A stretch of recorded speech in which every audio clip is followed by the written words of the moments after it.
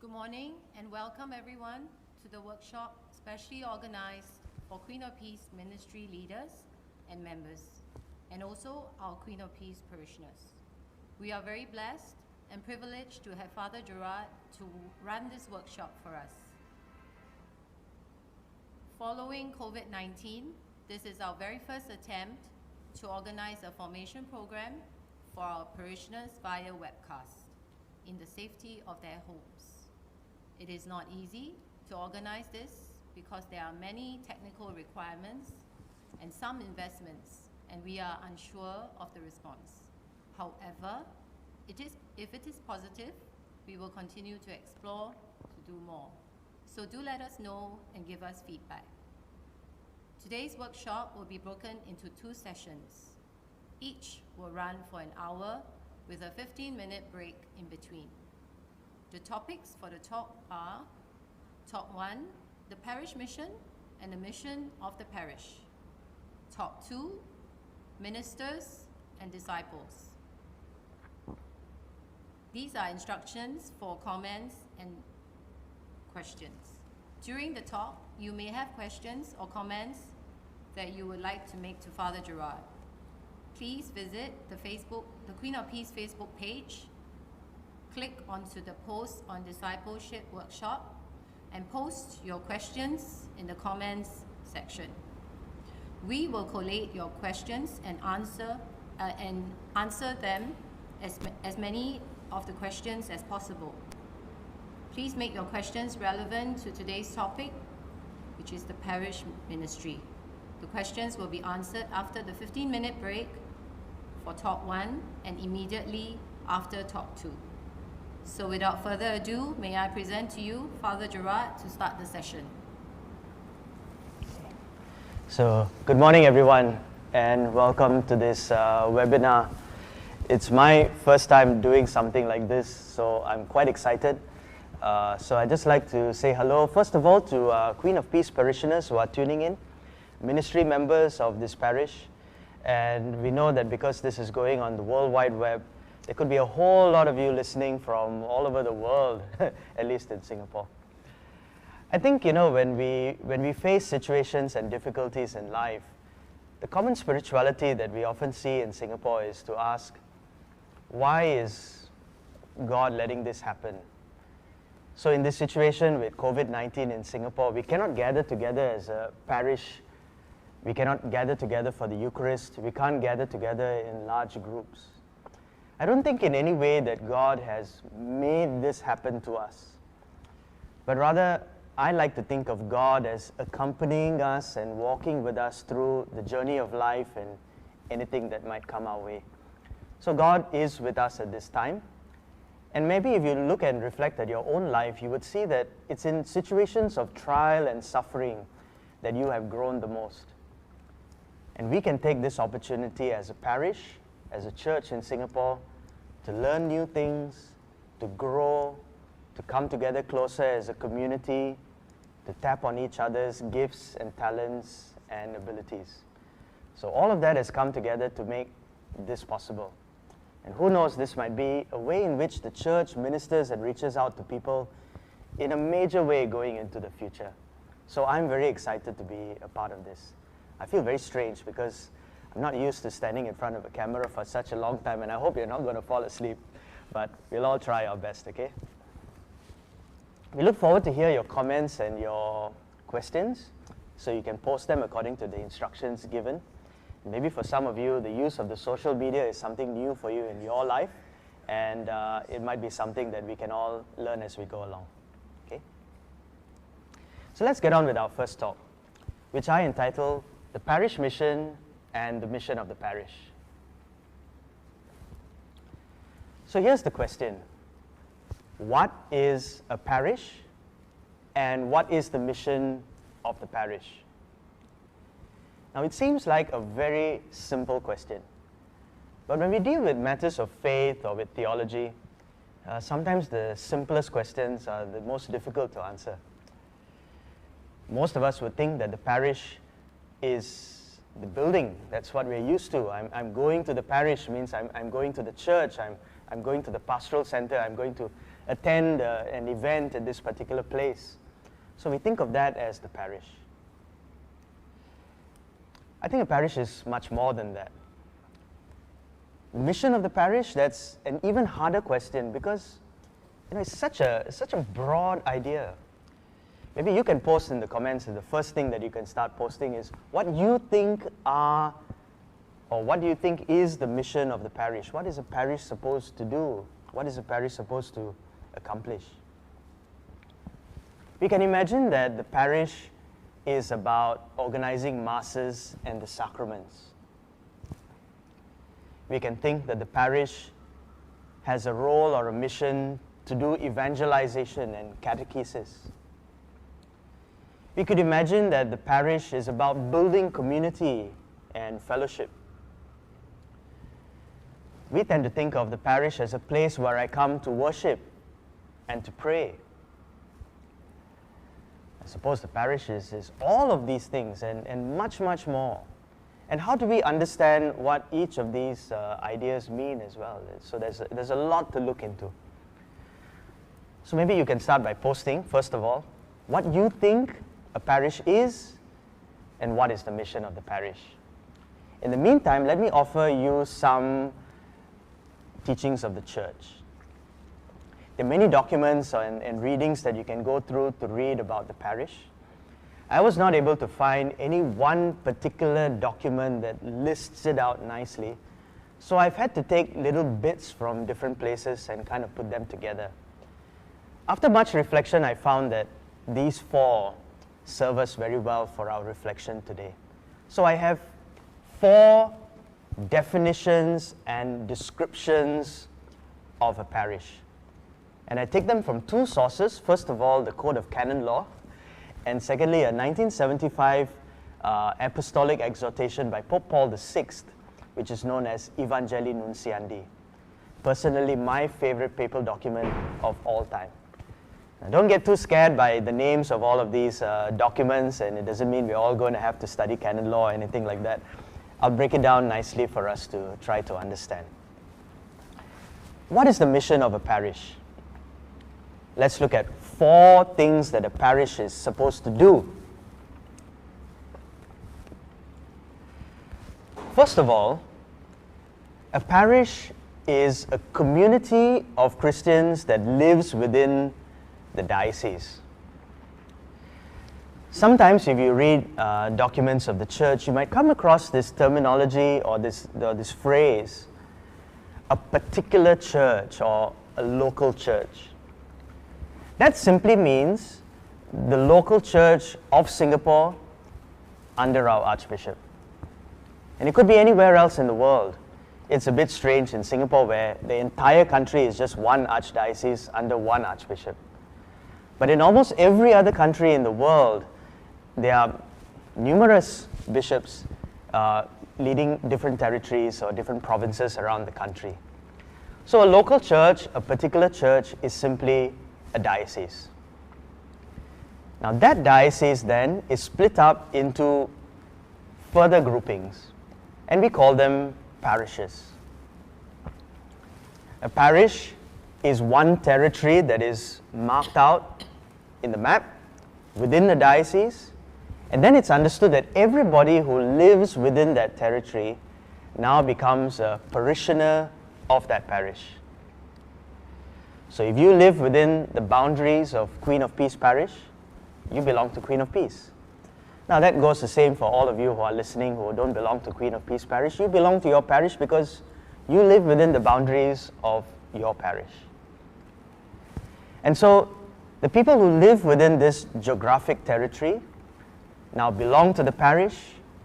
They become the community of Catholic faithful in that place, and they are given a shepherd. The proper name given in canon law is a pastor. In Singapore, we tend to refer to them as parish priests. It means the same thing. So a parish is simply a territory, a geographic area, where all the people living within that space come under the parish, and this parish is led by a parish priest. So the first thing that we want to know and understand about a parish, it is a territorial community within a diocese. Second point on the parish. A parish is a visible manifestation of the Catholic Church in a particular place. So now, when we talk about the Catholic Church, it's very hard to see that in a huge and universal sense. But lots of people who live near Sandy Lane or near Tanjong Katong, who go up and down Tanjong Katong Road, will see this parish of Queen of Peace by the side of the road.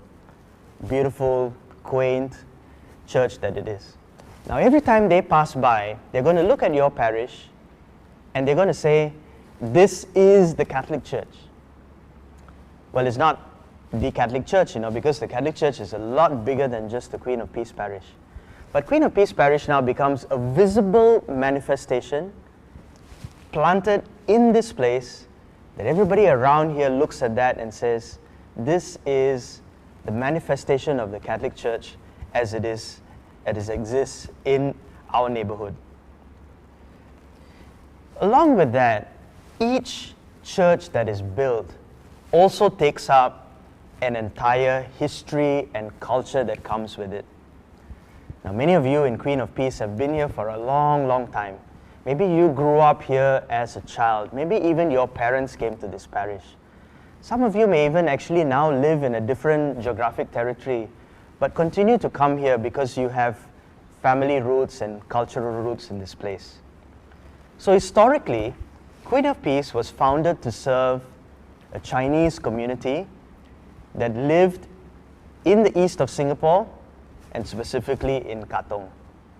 So it took on all of these historical and cultural incidentals or accidentals along the way. It was predominantly a Mandarin-speaking community. It was predominantly a Chinese community. And you've had your history of parish priests. I suppose Father Kaluli comes to mind in a big way, that shaped the parish in a very, very particular way. That's your history. That's who you are. That's your identity. So every time the church establishes itself in a particular place, it takes on the culture and the history of its people. And as it continues to grow and exist, that culture and history now enriches the church that is universal and the Church of Singapore. So to put it simply and in summary, it's the universal Catholic Church that has taken root in this place, and it's the culture and history of this place that has now enriched the Church of Singapore and the universal church. So Queen of Peace plays a big part and is a big part of the Archdiocese of Singapore and the church all over the world, and is something that every parish can be proud of. On to our third point, that the parish is a Christian community that is nurtured by the Word and the Eucharist. I suppose in some way that's the most visible idea that we have of a parish. For the vast majority of parishioners, for better or for worse, their engagement with the parish is about coming to Mass on Sunday, listening to the Word of God, having the parish priest break that Word and make it applicable in their lives, and then they join in the celebration of the Eucharist together. For most people, that is how they understand or engage with their parish on a week-to-week basis. The parish is where we come to worship God. It's the place where we come to pray. It's the place where we come to take part in the liturgy of the Word, to be strengthened by the Scripture, to celebrate the Eucharist. It is where we live our faith and nurture our faith. So in that sense, that is where we see ourselves in the parish, most commonly. On to our fourth point, and the last one. The parish has a responsibility to provide pastoral care, formation, and catechesis for its members. So the main task of the parish is to look after the sacramental, spiritual, human, and sometimes even the material needs of its parishioners. The parish is so busy preparing parishioners to receive the sacraments, preparing parents to have their children baptized, preparing our children for First Holy Communion, our youth for the sacraments, our catechumens for the sacraments of initiation. We also prepare our couples to get married, and we journey with families who have suffered loss and they say goodbye to their loved ones. We conduct funerals. So these we see are the roles that the parish plays in people's lives. We journey with people through the stages of their life, through the sacraments that they receive, prepare them for that, and sees to the sacramental and spiritual needs of its parishioners throughout their life. More parishes today want to offer more in terms of human and spiritual service. And that might mean some form of spiritual accompaniment, either by the priests or by other pastoral coordinators and leaders. It could be counseling that people are looking for in the parish. Perhaps more and more parishes see themselves as playing a role in the lives of the poor and those who are needy. And so we want to see some kind of outreach going out, not only to our parishioners, but to all people who live within our geographic territory and beyond. So the parish now is responsible for providing pastoral care, formation, catechesis, spiritual accompaniment, and service to its members. Perhaps you could see the parish as the community that you engage with in terms of your faith from the moment that you are born until you die. This is Catholic service from the womb to the tomb, as you could say. So I hope those 4 points help you to reflect on what a parish is and what is the mission of a parish. There's a lot more to that, and I hope it just gets you thinking, reflecting, and reading more about what a parish might be. So I thought I'd want to move on to another question then. Do I need to belong to a parish? Now it's become kind of fashionable among some people these days to sort of say, my faith is between God and myself. I can pray on my own. When I come to a community or I come to a parish, I just see a lot of politics and people fighting and arguing with each other. And I'd rather not belong to something like this. When I belong to a community, actually my faith is shaken even more. I'd rather stay at home and engage with God directly. Do I need to belong to a parish? I'd like to bring in a spiritual reflection on that and reflect on Jesus' relationship with his disciples. In the early part of each of the Gospels, we see Jesus beginning his ministry, and as he goes along in these early stages of his ministry, he starts to pick up some friends and some people he meets along the way and invites them and encourages them to be his disciples. In John chapter 1, verses 35 to 42, we see Jesus encountering Andrew, and Andrew then goes and talks about Jesus to his brother Peter, and invites Peter to come and meet Jesus. And Jesus invites both Andrew and Peter in another gospel to leave their nets behind and follow me. Also in the first chapter of John, verse 49, Philip meets Jesus and then goes and tells his friend Nathanael, sometimes called Bartholomew, about Jesus. Eventually, Nathanael agrees to meet Jesus and they start to have a conversation. Nathanael sees that there's something more in Jesus that meets the eye and agrees to follow him. In Matthew's Gospel, chapter 9, verse 9, we see Jesus, after some time of starting his ministry, bumps into this tax collector called Levi and tells him, "Leave everything behind and come and follow me." And Levi, sometimes we believe in some tradition of the church that he is Matthew, leaves everything and follows Jesus. So Jesus gives each and every disciple of his an individual call. You, Andrew, come and follow me. You, Peter, you will now be called Cephas. You, Levi, leave your tax collector business behind and come and be my disciple. They each receive an individual call from Jesus. But after these disciples have heard and followed that call, they now come together with others that Jesus has called, and they are brought together as a community of disciples. So now they have to follow Jesus together, for better or for worse, because there are lots of stories in the gospel where the disciples themselves started arguing with each other and struggled to come together as a community and struggled to accept and love each other. But that's what Jesus called them to be, a community of disciples. Before his passion and death, John's Gospel gives us this long prayer of almost 3 chapters that is known as the Farewell Discourse. Generally, the chapters 15 to 17 of John's Gospel. Jesus prayed that his disciples would remain united with each other and love each other. Jesus knew now that his time was going to come to an end, that he was going to die, that he was going to go back to his Father. And now these disciples that he had called and who had been following him for about 3 years were going to be left like sheep without a shepherd.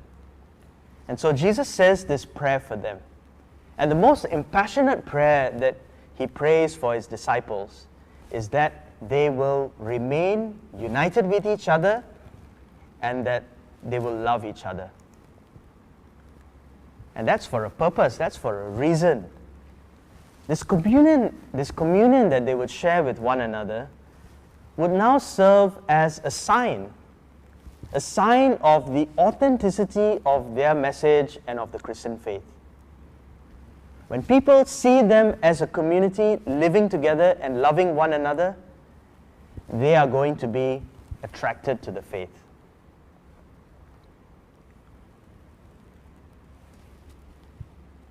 Today in our church, we express this in our Eucharist that we celebrate, particularly in 2 ways.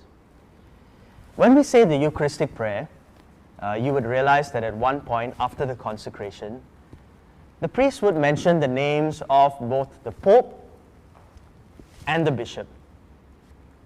And this is a sign that we are celebrating this Eucharist. We are gathering together as a Christian community, not separate from everybody else, but united with Pope Francis, the universal leader of the Catholic Church, and with Archbishop William Goh, who is our leader of this particular Church of Singapore.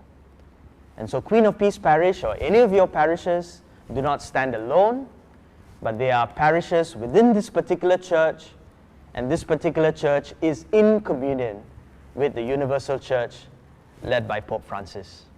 That is why we mention their names at the Eucharistic prayer. It's a sign of our unity with the Church Universal. Another, even more powerful sign of our unity is the communion that we share, the Holy Communion. And I'd like to emphasize that word communion. When each of us shares in the body of Christ, partakes of this bread that is consecrated at this Eucharist, it is a sign that by sharing this meal, we have come together in memory of Jesus, according to his command and his authority. And that when we share in the Eucharist together, it is a sign of the communion that we share as a Christian community. This is what Jesus intended for the community. He did not call these disciples together and then teach them individually and send them off on their own. He wanted them to come together and live together, share the faith together, pray together and worship together, love one another and care for each other. That is how we live Christian faith. There is no other way to do it, because that is what Jesus Christ wanted us to do. So we are united as a community, not for no purpose at all, because at the end of his life now, Jesus gave a mission or a commission or a task to his disciples. And this is what he wanted them to do. And we can move on to the next question, which is, what is the mission of the parish? And we can reflect on that by saying, or by asking another question, what is the mission of the church? The spectacular document, Evangelii Nuntiandi, says that the primary mission of the church is one and only one. It is evangelization. That's what the church is called to do. At the end of Matthew's Gospel, and in each of the Synoptic Gospels, Jesus gives his apostles a mission. He says in Matthew chapter 28, go, make disciples, baptize them, teach them everything that I have taught you, and help them to live that out in their lives. That's the last task, commission, mission that Jesus leaves with his disciples before he goes away. So now the parish, your parish, is called to fulfill this mission. And it has to fulfill this mission in the context in which you live. You have to go, make disciples, baptize them, and teach them everything that Jesus taught us in your neighborhood, among your neighbors, among your friends, among your family, in whatever situation that you find themselves in. And the church kind of does that in two ways. Well, one, it does that ad intra, and after that, ad extra. Let me explain what that really means. Well, ad intra means inside. And so the church also does a form of evangelization among its own members. Now, if you look at a catechism class of primary school children, all of them come from baptized families. They are already baptized. But the journey has not ended for them as far as faith is concerned. The journey of faith never ends for any person at any age. But we have a task now to form them, to catechize them in the Catholic faith, to help them understand their faith and live their faith. And that goes for the same for our youth who are preparing for confirmation, for our young adults, for young families with young children, for people who are going on to middle age and even into their senior years. The role of the parish is to evangelize people within the parish, to help Catholics grow and live their faith more and more. The parish also has a task and a mission to evangelize ad extra, to share the faith with other people who are not yet part of our church, who live in our geographical boundaries but have not yet heard of the story or the message of Jesus Christ. And every parish is doing that because it invites and opens its door to people who want to come and inquire about the faith, to learn more, to know more. We pray and hope that at some time they will decide that this is a faith that they want to embrace. And so we welcome them into the RCIA program, where we prepare them to receive the sacraments of initiation. If the mission of the church is to evangelize, then the mission of your parish is to evangelize. You have to do that in your specific context, both for your members who are already here and also reaching out to those who have not yet come. Now, for lots of people, you kind of think, okay, so the mission of the parish is to evangelize, so we know that, and in some ways that could be the end of this talk and this discussion, so we can all go home, let's all go and evangelize. Now, you know and I know that that's not really all that easy, because how do you evangelize? Are you going to go out onto the streets, to go to the next mall or whichever mall is nearby, and suddenly stand in the middle of the atrium of the shopping mall on a big box and start talking about Jesus? Somebody would probably call the police. Do you want to go around door to door, knocking on people's doors and asking them, please come to Queen of Peace Parish and attend Mass, have you heard of Jesus? Not everybody is comfortable with doing that, and it's not always the most effective way, although I think there is a place for that sometimes. How do we evangelize? Well, like I said just now, every parish has to respond to its own particular needs in its own way. It has to evangelize according to the circumstances in which it finds itself. Of late, the church has been trying to learn from the secular world, where many companies and corporations are using certain methods and tools to help them to do their business well, to help them to succeed in what is their mission, which is to sell a particular product, offer a particular service, and to look after its staff, to make a living, to make money. And some of them are doing it quite well. In some ways, the church is also trying to learn from them. And you might be interested to know that there are lots of companies who look at the church and see things that we are doing that might be helpful for their businesses as well, for their corporate culture. Lately, it has become quite fashionable or expedient for churches and parishes and other organizations within our church to devise vision and mission statements, to make very clear priorities for your church and for your parish. Well, why do we need to do something like that? Well, I think in a way it helps any organization or any parish understand its purpose, understand its objective. It also helps any organization or parish to focus its resources. Now, every parish, every organization is limited. We only have this many people. We only have this many committed people. We only have this many hours in the day. Only so many services that we can offer. Only so many priests and catechists.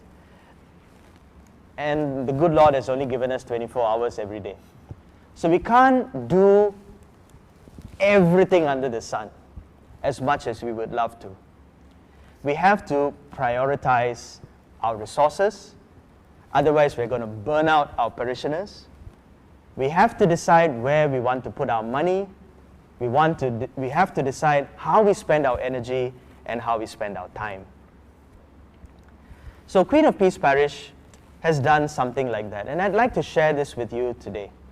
Perhaps you know something about it, but I'd like to humbly offer my own reflections about what is your vision, what are your pillars, and what are your priorities.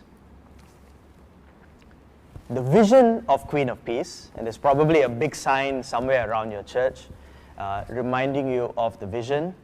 The vision of Queen of Peace is to be a Christ-centered community. That sounds nice. The next question you might ask is, well, what does it mean to be a Christ-centered community? It looks nice on a banner, but how do we live that out? How does this pan out in our daily life in the parish? One way of looking at it is to reflect on it in the mission that Jesus gave to the disciples and what is the mission of the church.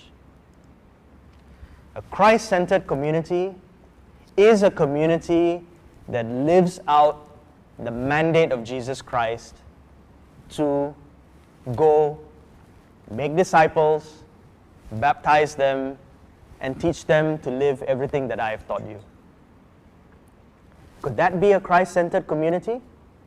A Christ-centered community is one that lives out that mission in its daily life.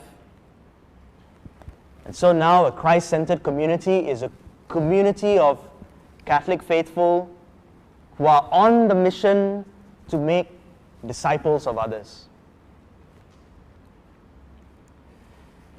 One of the paragraphs from the Second Vatican Council that I kind of go back to again and again is this really beautiful one from a document known as Dei Verbum. And in paragraph number 8 of Dei Verbum, it says that the church has received a faith. You have received a faith. You've received a faith from your parents, from your family, If you were converted later on in your life, it was through either a family member or a friend, a community that invited you to come and join that community. You have received the faith from priests and brothers and sisters and catechists who have instructed you in that faith. And that's not a faith that we, the clergy or religious, have made up ourselves. We have received it too. I was given the faith by my family, instructed by catechists and teachers. I joined a religious community that continued to form me as a person. My seminary teachers and my formators in the seminary shaped me into the person that I am.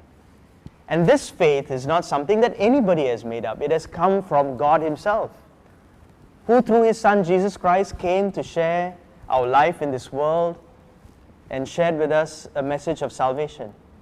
Gave it to the apostles, and the apostles handed it down from one generation to the next. And so 2,000 years later or more, it has now come to us. Now our role and our mission and our task that we have been given is the mandate to share what we ourselves have received. And how do we do that? Dei Verbum number 8 says that we do that in 3 ways. By our teaching, by our lives, and by our worship. And so we have to take a multiple approach. It's teaching, life, and worship, not one to the exclusion of the other two. And I'll say more about that later as we talk about the pillars and the priorities. We make disciples, first of all, by sharing with others and inviting others to have an experience of salvation in Jesus Christ. So here's how I would put it, and that's my reflection on your parish vision. A Christ-centered community is one that takes the last mandate of Jesus seriously. It tries to share the faith with others and make it known, invite them to have an experience of salvation in Jesus Christ, and shares the Christian message by its teaching, by its life, and by its worship. We can say even more. And it's kind of expanded in your 3 pillars. The 3 pillars of the parish, which are formation, outreach, and community. Think of it as the strategy that your parish of Queen of Peace has devised in order to share the faith with others. First of all, it's formation. Queen of Peace wants to form each parishioner to become a disciple of Jesus. The word disciple in Greek is mathetes. And the word mathetes means student. A disciple is a student. A student is one who learns from his teacher, imbibes what the teacher tells him or her, and then tries to live that out in their lives. And so if we say that we are disciples of Jesus, then we are students of Jesus. Jesus is our teacher. Jesus is my teacher who teaches me who I am, who teaches me how I should live, and I love and respect my teacher and want to live that out in my life. And so, first of all, the parish now wants to invite your parishioners to become students and disciples of Jesus, to hear, to understand His teaching, and to live it out in their lives. The second pillar, the second strategy, is outreach. Remember, we spoke so much about how we are called to share the faith with others and to invite others from outside to come and experience our faith here. And it reminds us of how important hospitality is in any church and in any parish. You have had the experience of going to a certain place, not knowing anyone, and feeling really out of place. Sometimes you've gone to a place and people have been welcoming to you and hospitable to you and polite and kind and courteous. And other places you have been to, you maybe have experienced something quite the opposite. Sometimes we go and join a new group and we think, I like these people, they're nice to me and I'd like to get to know them more. I'd like to come back again next week. Maybe we'll go to another community and we'll say, thanks very much, but one time is enough, I'm not coming back anymore. Perhaps in all our parishes there are people who are coming, people who have been invited, and do they feel the hospitality that we are offering?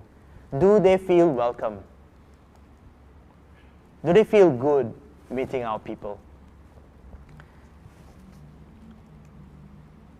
The third one is community. The third pillar or the third strategy of evangelization. We spoke earlier about how we cannot make this Christian journey by ourselves. We have to do it together as a community or not at all.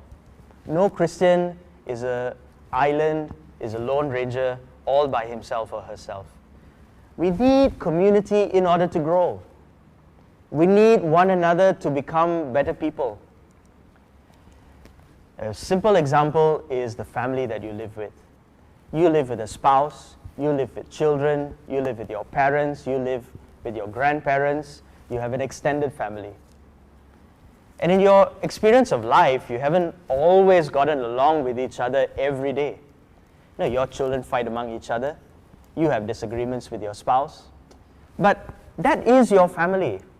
And you think that without these people in your life to challenge you, to teach you, to call you up when you have made a mistake, how would you learn anything? How would you grow as a person?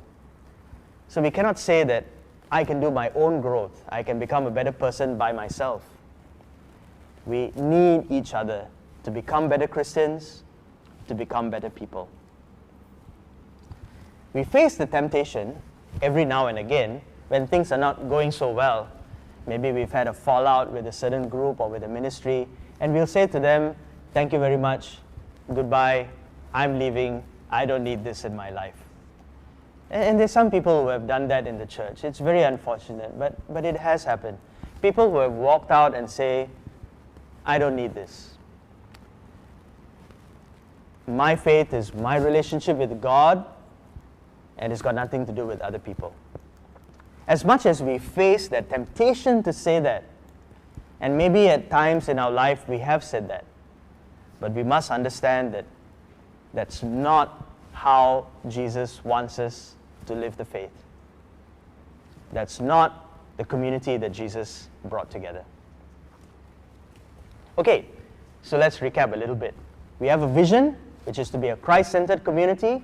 A Christ-centered community is one that lives out the mission of Jesus to share the faith and to make disciples. And our strategy of sharing the faith is through formation to our members, outreach to our members and beyond, and to work on our community life. And then finally, we have a group of people that we want to focus on. The temptation of every organization, of every church, of every parish, even of every catechism class or youth group or RCIA group or any ministry within the church is to become a clique. We're all getting along well with each other. We've all known each other for such a long time. We start to develop relationships and we even speak in our own lingo that people outside cannot understand. And this community now meets my needs. These are my friends. These are the people I'm comfortable with. That can easily be the death of any ministry or parish, because it becomes such a closed group that it now does not allow any new person to come in and feel comfortable. Pope Francis, especially in his document Evangelii Gaudium, the joy of the gospel, talks about this quite a lot. And he says, you know what? The church can become very, very comfortable with a small group of members who are all very good Christians and very good Catholics and good citizens of the country. And you can all meet together every Sunday, just a few of you. But that's not what the mission of the church is. He reminds us over and over again that the mission of the church is to go out. And he likes to use this word, the peripheries. Now, the peripheries doesn't mean if you can think of Singapore, the peripheries would be places like Tuas or Lim Chu Kang or something like that. That's not quite the peripheries that he's referring to. The peripheries refer to groups of people who find themselves excluded for some reason. He reminds us over and over again that the parish or the church is not a community or a club for people who think that they're very good, but rather this is a hospital. It's a hospital for people who are sick, for people who need help. And if our church is not welcoming them, if our church is not serving them, then we're not really living the mission of Jesus that he gave to his disciples. So who are the people who are in need? If our role is to share the experience of salvation in Jesus Christ, who are the people who need this message? That's a question that is very close to the heart of every Redemptorist. We were founded to prioritize these people in our ministry. If we are preaching Jesus and Jesus is good news, who are the people who need good news in their lives? The parish has chosen 4 groups of people that you would like to reach out to in a very special way. So we'll say a little bit about each of them. First of all, young people. You can make your comments about that in the comments section. I was supposed to remind you every now and again to make comments, so make some comments and post some questions, okay? So that we can all be engaged in this together.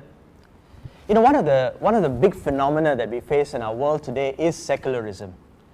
Secularism is a complex reality. It involves many things that are happening. It's not all negative. There are good things that are happening as well. But it is a phenomenon that the church has to grapple with, to tackle in this time. If you imagine the days when Queen of Peace Parish was first established, now you're looking at life in Singapore in the 1950s. Small population, the British were still around, family was close-knit, people lived in a particular neighborhood in Katong and everybody kind of knew everybody else, kampong lifestyle, and we belonged to large families. And in those kinds of situations, in that reality, faith was simply given as a part of life. You're born into this family, this is the language that we speak, this is our culture, this is who we are, this is where we come from, this is what we believe. And so going to church, living the Christian faith is simply a given. That's all changed now. You could have a young person growing up in a Catholic family with devout parents, who has joined a youth group, who has been an altar server, who has gone to a Catholic school, who has received 10 years or more of catechism in the parish, and that person comes to the age of 21, 22, they start facing the real world when they get out there to work or go to university. They no longer have the foundations of faith that were given to them by their catechism class or their youth group or their family, and all of this can come crashing down very, very fast. Once you have young people going out, they seem to be now liberated from their naivety, from the control of their family or from religion, and they feel free to live their own life. They also struggle with a lot of questions that are put forward by all kinds of groups today that sort of even ask the question, is there a God? Is there a meaning and purpose in my life? These are questions that they are struggling with. And now we have to realize that years and years of forming our young people through catechism class has not always borne the fruit that we would hope it would. Does a modern generation now reject the faith? Because there's some evidence to show that the answer for some groups might be no. They're not rejecting the faith, they're looking for a deeper faith. They're looking for something that really challenges them. And I'll be willing to share that with them. Are we preparing our young people to go out and live their faith in a secular world? Are we preparing our young people to go out and share the faith with the people that they will meet in their workplace and in their schools? That's the question. So Queen of Peace Parish, first of all, has prioritized young people. The second group of people that we want to prioritize are young people, are young couples and young families. They face many challenges. The recent surveys of the Catholic Church show that young adults in their 20s are the least present group in the church. They are the least demographic of people who are attending Mass. So what are their struggles? What are the challenges that they face? What are they searching for? What are the resources that they need in their life to bring up their children in the Catholic faith? They're super busy. They've got 101 things happening in their lives. This is the age where they're going out and meeting people and deciding who is going to be their life partner. This is the time that they are working through university and building a career. This is the time when they're making a decision about their vocation in life. Now is the time when they are having children and trying to raise them up. Now is the time when they are building up their financial patrimony to look after themselves and their families into the future. So they're facing a lot of things. How are we accompanying them? Are they here, first of all? And if they are here, is the church meeting their needs and answering their questions? The third group of people are the ministries. You know, every parish depends so much on its ministry members. You can't live without them. If these people didn't come and open up the church in the morning, welcome all the people who are coming in, tell people where to park their cars, help to give out Holy Communion, serve the Mass, catechize our children, the entire parish would simply implode. We rely on hundreds of them in an average parish in Singapore. There'd be anything from 500 to 1,000 parishioners who are involved in ministry. They are committed, they love the Lord, they love the parish, they want to serve. But we must admit that at some point in time, they kind of hit a wall. And what is that? I think we run into a couple of problems. One is that many of them lack formation. They're kind of doing stuff all the time. They're always engaged in things. They're doing one thing after another. But are they being fed? Are they being nourished? Are they learning something? If I've been in the ministry for 1 year, have I learned anything more after being in the ministry for 5 years? Maybe I'm just doing the same thing over and over again. So first of all, I think ministry members are in need of a lot of formation, of a lot of growth. Another problem that you might see in your parish is the lack of genuine collaboration between groups. It seems as if every ministry and every group is doing its own thing. They're so caught up with their thing, with what they are doing. And I may give a funny example of how a catechism class once suddenly showed up for confirmation, and all the hospitality ministers in the parish didn't even know the confirmation was on, and suddenly saw all these young people appearing in white and didn't know that this was happening at all. Myself in churches, I have had to introduce leaders of ministry to each other. They don't know each other. I have to introduce them to each other.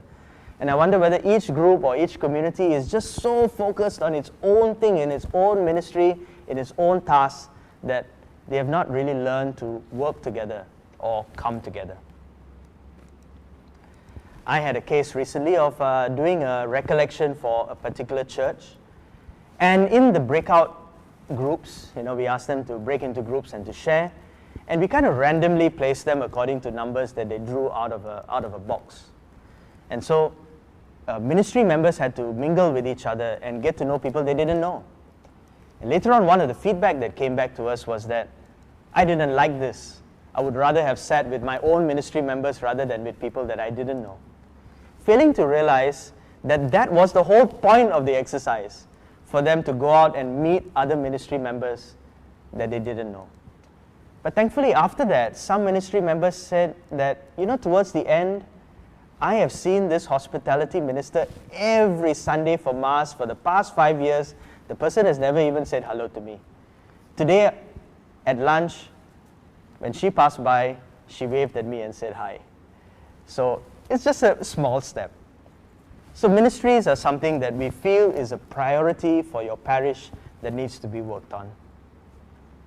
And finally, we want to reach out to those who have left the church.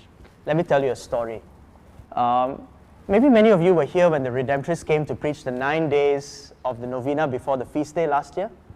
One of the days was focused on youth, and I was giving this homily that day. It's always the youngest person in the team has to give the homily on the youth, so I ended up with it. But after that, I received an email from an anonymous person that really got me reflecting and thinking for a long time.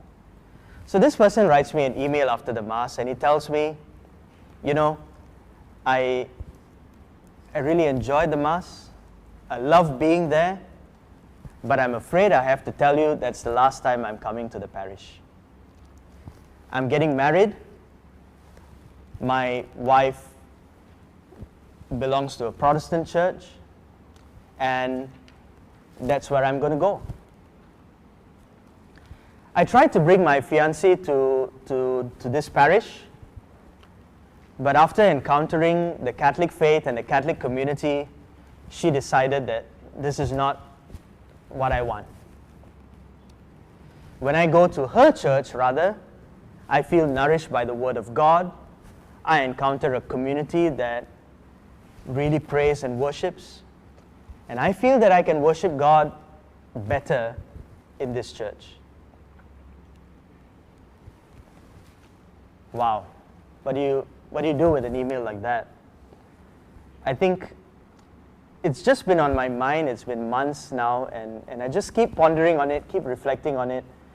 And there are people like this guy in your parish every week. They could be sitting next to you, and this is the last time they are coming to church. You don't know that, but that's the truth. Why are they leaving? Why are we failing to engage them? These are honest questions that we have to ask ourselves. It won't be easy, and we have to think that the ministries, first of all, will have to work in greater collaboration to answer this. Are we welcoming our people enough? Are our catechists growing in their knowledge and understanding of faith and in their pedagogical skills? Are we as priests, as clergy, celebrating the Mass with due reverence and improving our preaching all the time? Are we using all of our energy to get the faith out to people, probably in forums like this, that are going to reach out to people more and more? What's the quality of our community life? If anybody comes to our parish, if anybody joins our ministry, will they feel welcome? Will they feel a part of this group? Are they going to grow as Christians and as human beings? So in this recollection, I don't know, what do you call this? What is it? A webinar? We like to focus a lot more on ministries, and that's what we're going to be coming to in the second part of this day. We are trying to get the ministries to think more about what you do and how you live your life together as a ministry. And how can we get our parish to grow? How can we live out this vision of being a Christ-centered community? How can we evangelize using these three strategies of formation, outreach, and community? How can we reach out to these four groups that are our priorities in the ministry that we do? So I look forward to read your comments. I hope that you all have been commenting as we go along. I hope you've got some questions. I'm kind of getting used to talking to this camera and facing all these people who are standing in the dark on the other side. So maybe I'll feel a little bit more, how do you say, relaxed when we come back the next time. Thanks so much for joining us. I hope you're enjoying this as we go along. And I look forward to answering your questions when we come back in a few minutes, okay? So we're taking a break of 15 minutes, okay? Because everybody's bursting here. They need to go to the loo. We're going to have a drink and just relax. Do the same yourself. We look forward to hearing your questions, and I'll see you back here in a few minutes. God bless. Okay, see you soon. Okay, thank you, Father Gerard. We will have a 15-minute break now. Please post your questions on the comments page. and we will answer as many of your questions as we can. Please join us again at 11:15.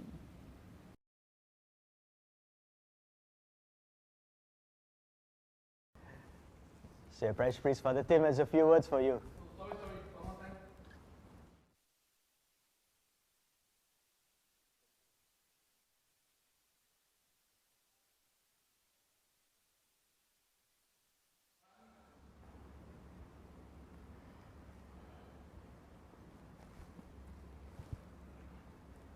Hi. Here's somebody you might know. Hi. And Father Tim has a few words for you.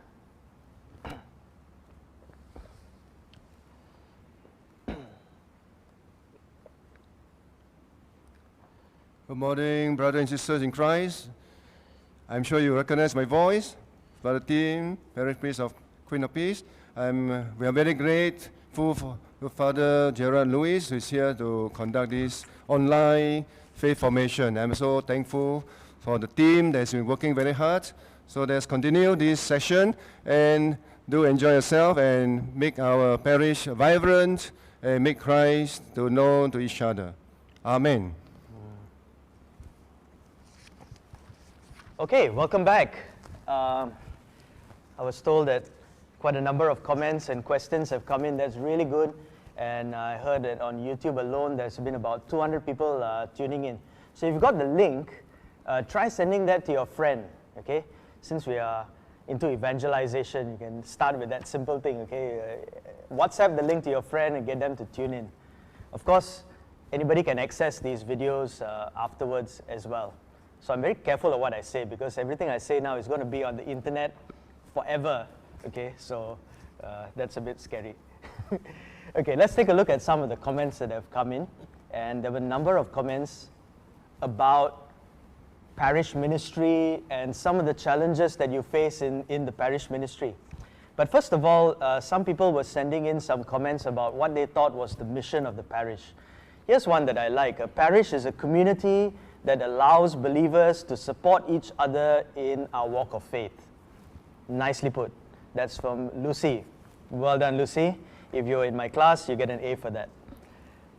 Here's another one, that there are many small communities in the parish, and they are communities that pray together, worship together, and allow the faith of its members to be cultivated by taking steps together in the faith.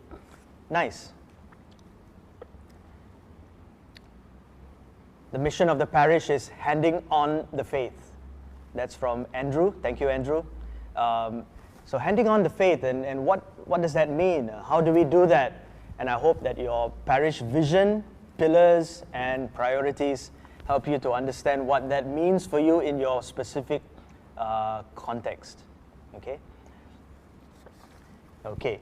There were quite a number of other comments sharing about some of the challenges that you face in ministry, but I'd rather take up that topic through the questions that you have, okay?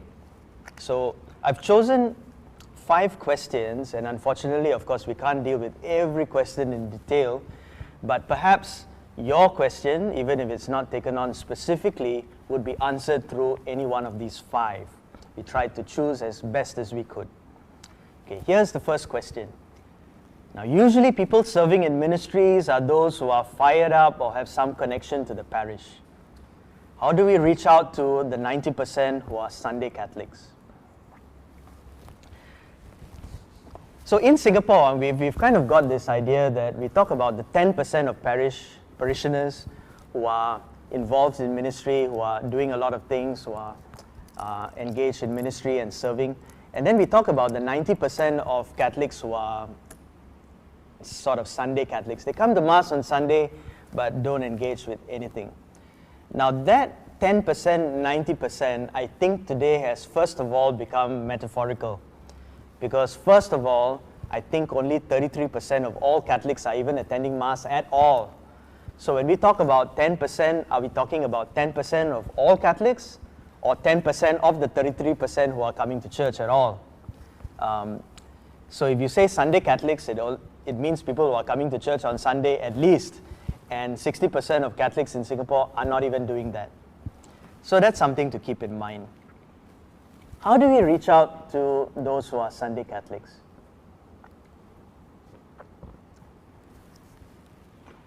Here's my point of view, and I think it could be a little bit controversial for some people, but I'll just put it out there. I think there's a group of people that we will not be able to engage. We kind of look at life and the church as being almost absolutely ideal. In an ideal situation, every Catholic will be on fire with faith and with love for God, and will be a welcoming and hospitable person, and will engage with ministry and will give their time and do all that. That is probably not going to happen. Yeah? That has never been the reality of the church at any time in its history. People are where they are in their journey of faith in life. And sometimes we just have to accept that this is as much as they can do, this is as much as they can give for now. All the parish has to do is to continue to share the faith as best as it can, work on its communities, serve those who are in need, and these people, well, they will have to be helped by the Spirit of God.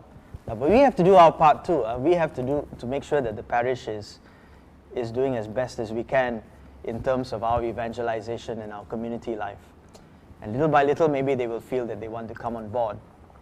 But I think a more realistic way of speaking about it is that if 10% of people are ministering now, and remember it's just metaphorical, if 10% are serving now, then maybe there's another 10% who would be willing to serve if they were invited, if there was healthier community, if they could be encouraged to use their gifts.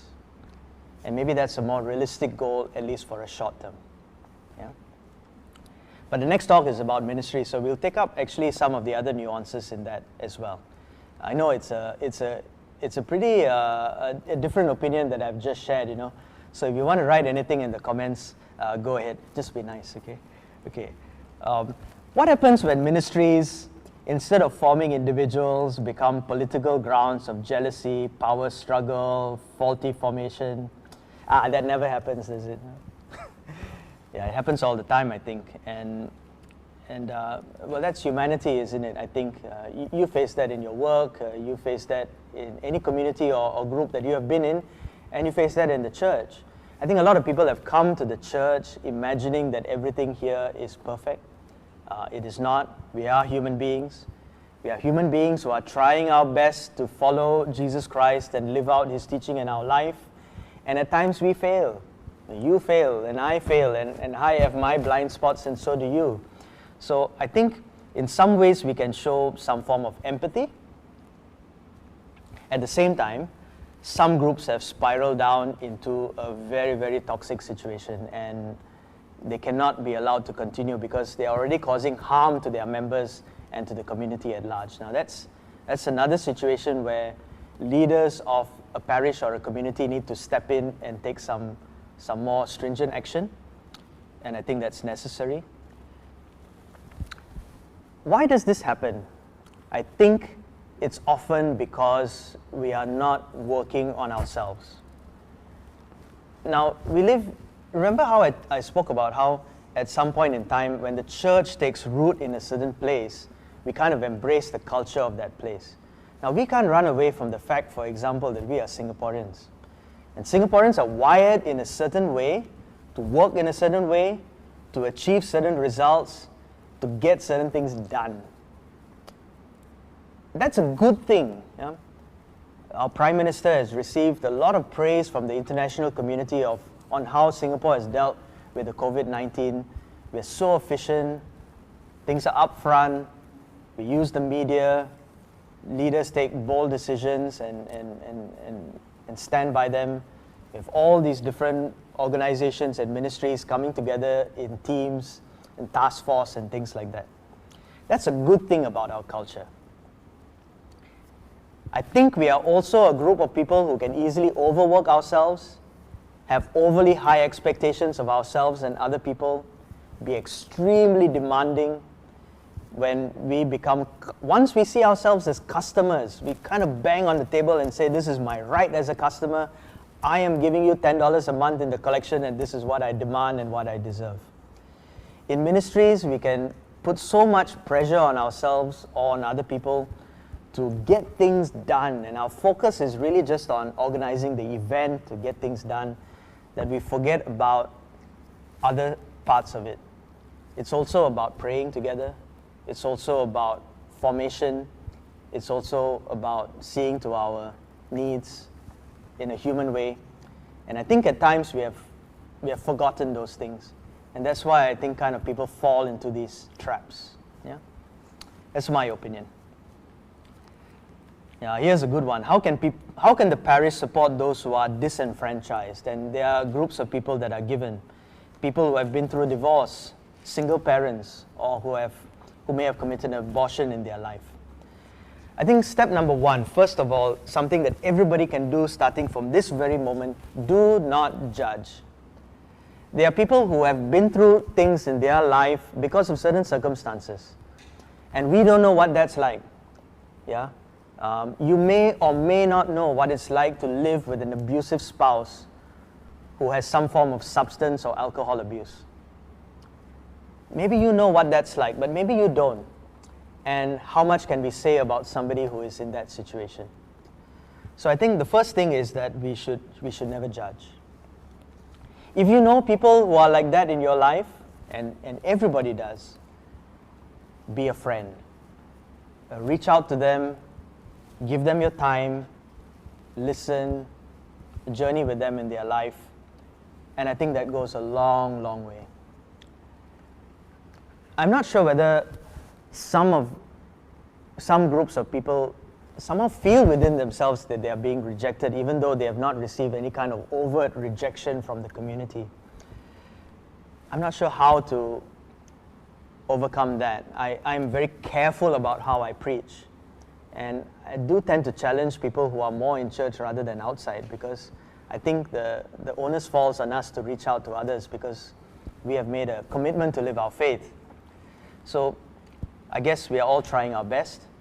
Nobody should be rejected. Nobody should be ratted out to the parish priest. Nobody should be thrown out of church or out of any program or out of any ministry because of challenges that they've faced in the past. I think everybody deserves a fresh chance. Pope Francis has been leading the church in a way to try to be more welcoming to people, and we have to see what the church can do to welcome them more and more. It may interest you that one of the things that we are planning for the parish mission this year is to have an open forum for those who have left the church or who have difficult questions to ask the church. And we're hoping that sometime later this year, a team of Redemptorists might come down just to have a really open, honest conversation about these things. I'd love to be a part of that, and we look forward to it. So, sorry, no easy answers, but we can start by not judging. We can start by welcoming people. Okay, I'd like to get through the questions, so even if we go a little bit over time, I'll shorten the talk. What are the recommendations when we have a scenario where we have the same people serving across multiple ministries? Okay, yeah, it's true. If the proverbial 10% are the ones who are serving the entire church, and they have to be involved in so many things. For me, first of all, the role of the shepherd is to make sure that your people are not burning themselves out. So maybe sometimes the church has to decide that we cannot do all these 64 things. We got to narrow it down. We got to focus and prioritize on what is really needed and what is really necessary.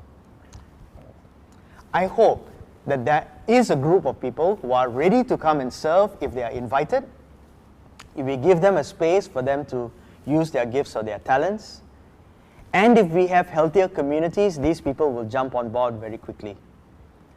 I hope that that's something that might work. So work on that FOC. I think it's going to bear some fruit. Yeah. How can ministries pray together? St. Alphonsus, the founder of the Redemptorists, would say that prayer is a matter of practice and habit. And lots of people feel uncomfortable saying prayers. You want to know what a Catholic group is like? Go to some kind of reception and nobody is eating because nobody knows how to say the grace before meals. That's a Catholic group for you. You ask one person to say a grace before meals, Lord bless us and this food and for all your blessings and everybody who's here. They can't even manage that. They can. It's just that they haven't gotten used to it. It's hard the first time and then it gets easier. So when ministries and groups are called to pray, I think it's just about being committed to it, practicing it, doing it over and over again, and then it becomes a habit. Now maybe some of you have been advised by your doctor that you should start taking some exercise, for your good health. And maybe you've never exercised before in your life. The very first time that you put on your shorts and your walking shoes and go out onto the road and take a walk, you feel really weird, This is not something that I've done in my life. But you do it one time, then twice a week, and then 3 times a week, and then slowly it becomes a habit, it becomes something that you do. So I think for ministries, and there was another question related to families, how do you pray together? Well, just start. It just appears odd at first, and then you get used to it. Just like I'm getting used to talking to a camera. Okay, thanks so much for your questions, and I hope that's helpful in some way. Yeah, I wish I could engage with you all more in person because we received many questions and they're really good. They ask some deep questions about that impact our community, and I hope that one day when this whole situation is over, I can meet you all and we can talk further on it. Okay. In the meantime, we need to go on to our second talk. And some parts of this talk will also answer some of the questions that we posed and some of the other questions as well. Okay? Let's start with this question. Why do we serve in ministry? Why are you in ministry? Why are you doing what you're doing if you're in ministry? Ideally, we like to think that I love God, I've received some kind of blessing and favor from God, I'm grateful for that, and so I want to give back to God by serving my brothers and sisters. Excellent. That's a really, really good start. I remember when I was a novice, the novitiate for all religious is a very sacred time. It's the 3rd year of our formation, and that's the year that we go and take almost a 1-year retreat to prepare ourselves to take our vows. And while you're in this 1 year of the novitiate, your novice master is everything to you. He is father, mother, and God, and teacher. And I remember something that he said to me. He's gone back to God now, and I'd just like to say a prayer for him.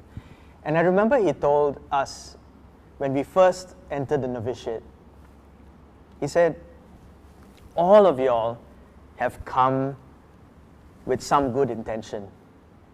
There's a reason why you have left everything that you have behind and chosen to be a redemptorist. But yet, at the same time, you also have impure intentions and motivations. You are wonderful people and great people, and we see potential in you. That's why we have taken you in. But you are also broken human beings in your own way. You are mature compared to most of the people your age, but you're still a child in some ways in your life. And that's the same for all of us. We are mature and we are not. We have good intentions and we also have bad intentions. We have pure motivations and some of them are not so pure.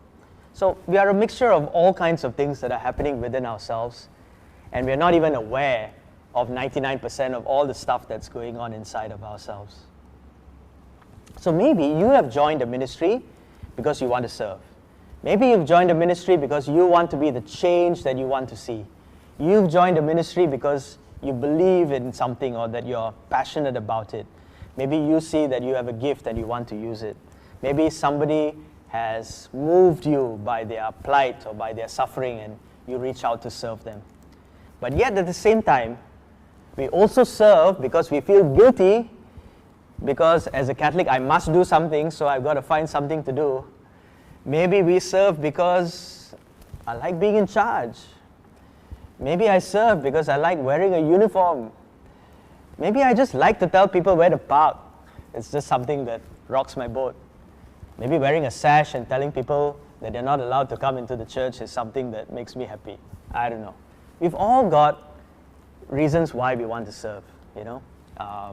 Maybe we like being in charge, and we think that by becoming the leader of this ministry, next stop is I'm going to become the MP, you know, Katong, GRC or whatever. Well, have you ever thought about what is your motivation to serve? Think about that. Why did you join ministry, and why have you stayed in ministry? What led you to be in this? Write down in the comments if you want as well. A more important question is, what's the right motivation to serve? Is there really one reason, one motivation why anybody should be serving God and serving in ministry? I'll say this, and I don't mean this to be a complete answer, but I just take this as an answer that we can use to reflect on today. Yeah? We serve because God has called us to serve, and because God has given us this charism to serve. And I'll try to explain a little bit more about that. God has called us to serve and has given us the charism to serve. And I'd like to look at how each person in their life has not one vocation, but four. Four vocations of any Catholic person. The first vocation that we all share is the vocation to be baptized. To be Catholic is a vocation in itself already. And that's the one that everybody shares. The second vocation is the vocation to a particular state of life. Many of you are married. Some of you are still single. I'm a priest. I'm also a religious. So all of us have a particular state of life that we are in. Now, lots of you maybe who are listening are not yet of the age to get married or to have made a clear and permanent choice in your life just yet. That's fine too, and that's your state of life where you are. The third one is the work or profession that you do. Some of you are still in school. Maybe you work in an IT company. Maybe you're a software developer, a nurse, a media person, whichever job that you work in. That's one of your vocations too.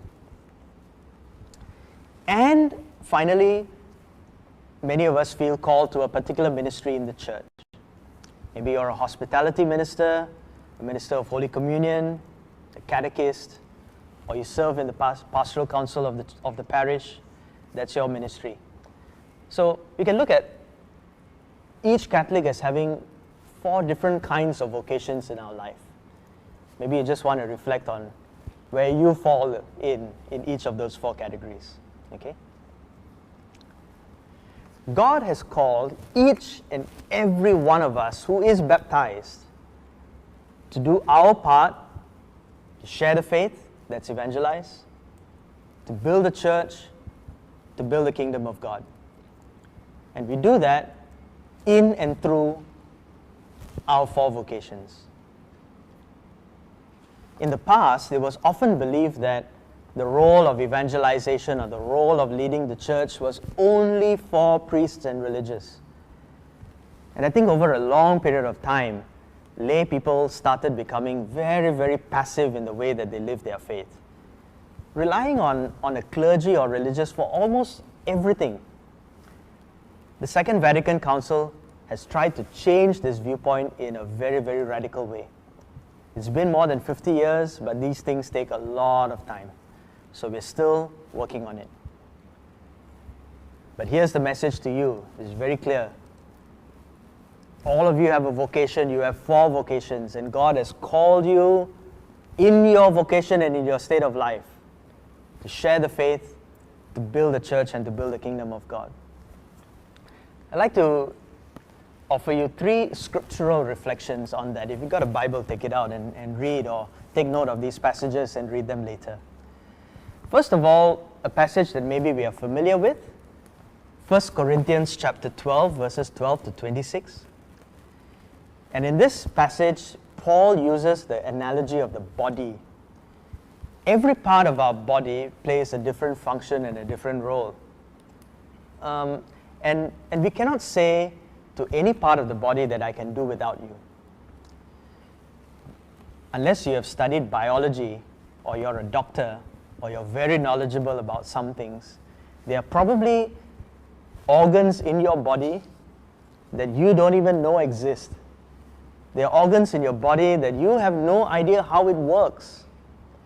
Recently, somebody was sharing with me about how people develop diabetes and how the function of certain organs has failed, and that's why they have this condition. I could not understand anything. I didn't take biology in school, but I guess I got to try to understand it. So every single part of our body plays a very important role in us being functioning, in being healthy, in even being alive. Just that you don't know the organ and don't know how it functions, it doesn't mean that it's not important. And Paul even reminds us that in some way, it's the parts of the body that you don't understand that are probably the most important. If I'm giving this talk, I'm using the organs of my body that produce the voice. But I tell you, if I had a headache or if I had a toothache, I could not be comfortable to speak in the way that I'm speaking today. The analogy Paul is trying to give is that every single person now in the church has an important role to play. Nobody can say that you don't matter, that you're not important. So each of us has got some different connection or some different way of looking at those 4 vocations. Each of us is unique when we put those 4 together. And each of us is important for the life of the church. The second reflection is from the prophet Isaiah. 2 short passages that I've taken, or 2 verses in fact.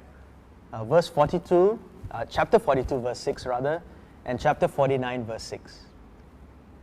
I'll summarize that. You see, what does it mean to be the chosen people of God? The Israelites sort of saw their identity as being the chosen people of God. After a while, they started realizing that, or they thought that this was a privilege. We are better than other people. That's why God has chosen us. And we are so lucky and that we are so fortunate. Look at all those poor Ammonites and Amorites. They are doomed to destruction. We are the best. So along comes the prophet Isaiah and he says, that's not how it works. God has not chosen you because you are so great. In fact, you are chosen because you are the least, because you are the smallest, because you are the one who is the most pitiful. God has called you as His chosen people not because you are so great, not because this is a privilege, but God has called you for a mission. God is giving you some task or mandate to accomplish in your life. That is why you're being called. You're not to gloat about this, but instead you're supposed to be responsible for a mission that He described as being a light to the nations. What does that mean? That's a whole talk by itself. But Isaiah was trying to remind them that Israel was called to be a light to the nations by living in a certain way that when the other nations saw them, they would say, look at these Israelites. They worship the one true God. They live what they believe. They practice justice. As a community, they are bonded together and they serve and love one another. They look after the least among them. And this is what true worship is. That's what Isaiah wanted Israel to be, a light to the nations. That's what it means to be the chosen people of God. The third passage, another one that would be familiar to you, which comes from the Sermon of the Mount on chapter 5 of Matthew's Gospel, which was the Gospel reading, I think, just 2 weeks ago. We are called to be the salt of the earth and the light of the world. Your light has to shine so that everybody can see. And when they see your good works, when they see how you live, they will come to know God and know what it means to worship God. Some of your questions were asking how we can do that, actually. How do we be salt and light? We be salt and light by living out those 4 vocations in our lives the best that we can. By growing as baptized people, by being better husbands and wives, by being better parents, by looking after our parents more, by being caring children, by going out to our workplace and imbuing that place with Christian values. If people are backstabbing your colleagues in your office, you don't do that. And we do that by the ministry that we do in our church as well. That's how we be salt and light. That's how we be God's chosen people.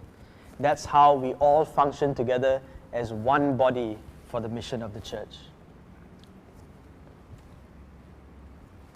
On to our next question. How do we know what God wants us to do? Many of us are waiting for the angel Gabriel to appear to us and tell us to join a certain ministry. That is not going to happen. It could, but it hasn't happened to me so far, and then probably won't happen to you.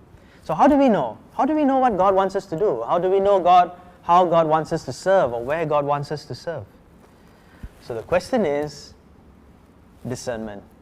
We have to discern where God wants us to go. We have to discern how God wants us to be salt and light. I'd like to offer you 4 ways in which we can discern. The whole science and theology of discernment is a very complex one. St. Ignatius of Loyola is seen to be a particular expert in the history of the church when it comes to this. But I've put together 4 things that I just kind of reflected and prayed about over the week. So I'm not putting this across as any kind of expert, but I'm just sharing with you from my own experiences in life. It doesn't appear on the PowerPoint, so you got to listen carefully, okay? First of all, discernment involves a particular desire within ourselves. Secondly, it's about being honest about the charism and gifts that we have.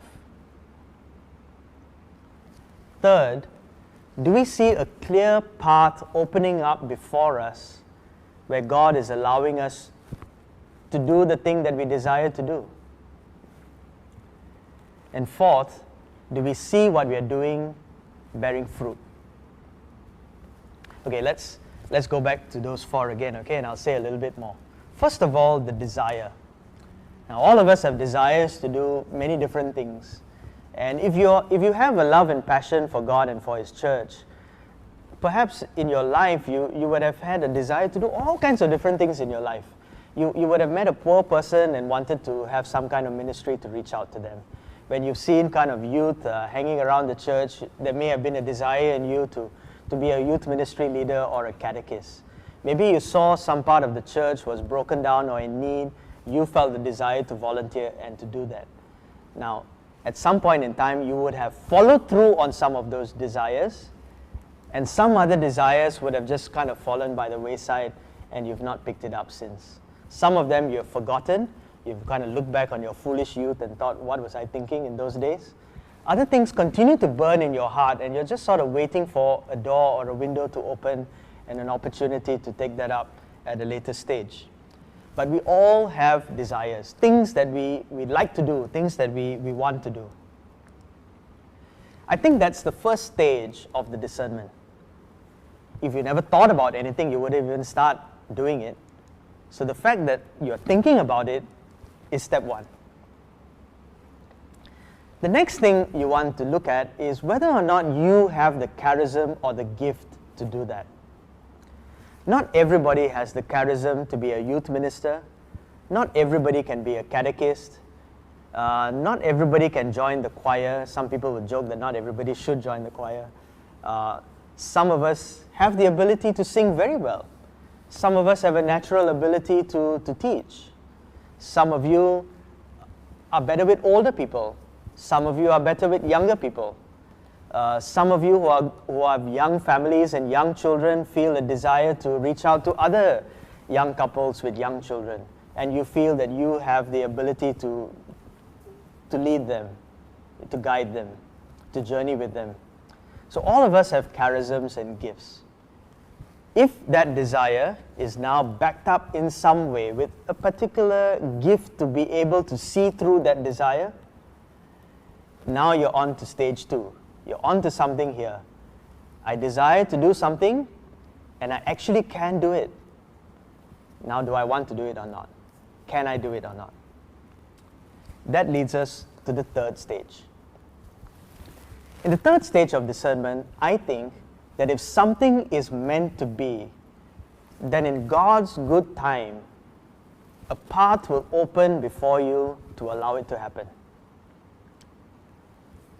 And maybe you've had that experience that you wanted to join a certain ministry. The desire was kind of growing in you for a couple of weeks or a couple of months. And then all of a sudden you took up the parish bulletin and look, this group is recruiting. And you look up to the heavens and say, God, thank you, you have answered my prayer. I've had that. When I wanted to join the Redemptorists, I didn't even know how to get in touch with them. How do you call them? In the days before internet and mobile phones, you'd have to ring a 7-digit telephone number and hope that Father so-and-so picks up the phone. And I remember the first time that I saw an advertisement in the Catholic news and I thought, okay, the desire is there. I've got to take the courage to pick up the phone and to call. And I thought to myself, these priests are so busy, they're never going to pick up the phone. They're not going to be at home. I'm going to be calling and calling for the next 5 years. They're never going to be there. I pick up the phone and call the number. The phone rings 3 times, and here's Father picking up the phone. And then in my mind, I was thinking, I'm such a young fella, they're going to tell me to get lost and go and live my own life and come back in 5 years. They said, no, give us your name and number, come for the vocation retreat. I said, wow, this is all kind of like falling in place. The desire is within me. I feel I have a certain charism and a calling, and God is opening up a path in front of me. This is really meant. If you felt that in your ministry life, God has opened up ways for you to serve in that particular way, there's something there. And sometimes the path is not open. It's not the time for it yet. It's not God's will at this moment in time. He wants you to be somewhere else. Maybe for a long time, I've tried to or wanted to explore this idea of using the media to do exactly what I'm doing now. And it hasn't really happened. Along comes this COVID-19. We've got this situation in the church, and look what's happening now. So maybe this is a path that God is opening up for something new to begin. Finally, you see that the ministry that you do is bearing fruit. Now, I don't mean to say that when the Lord opens up a path, there will be no distractions whatsoever. I'm not saying that when you have a gift, you are the best in the world in this gift.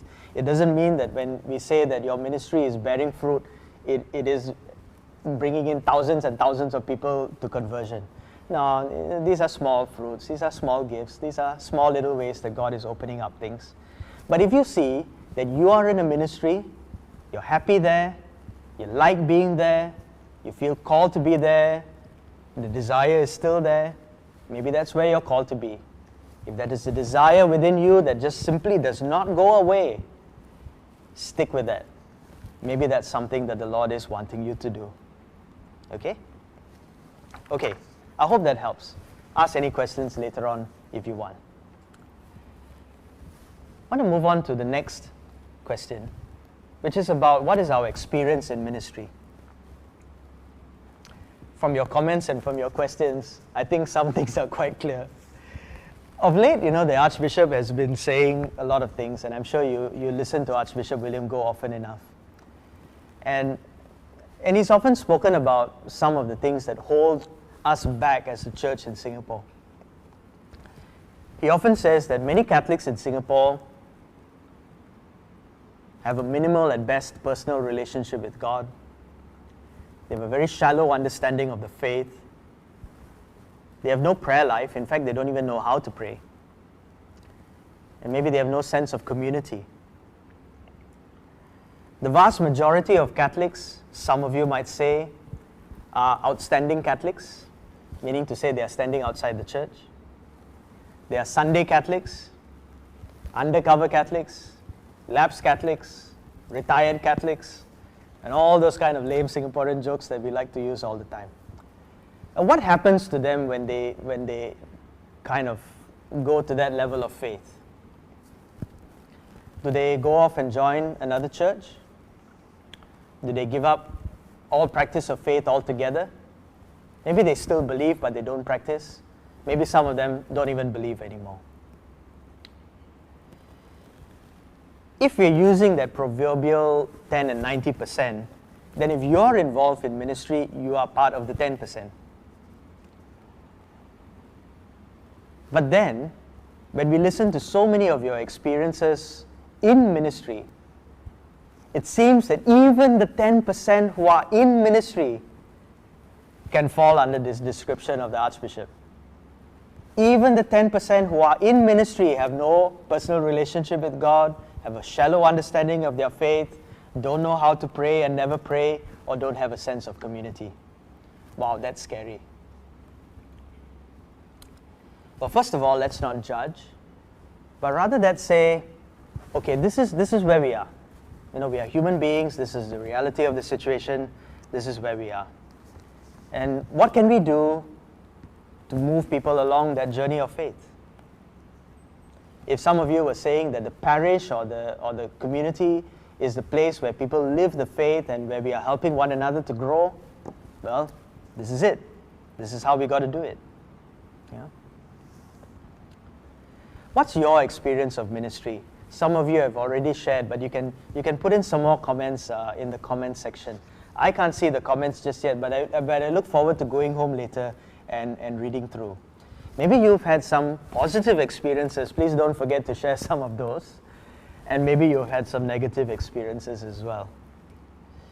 On the positive side, I think every catechist who sees their class receiving their first Holy Communion, who sees your young people receiving the sacrament of confirmation, at the Easter Vigil, when you see these catechumens in elect getting baptized, it must fill you with so much of joy and pride.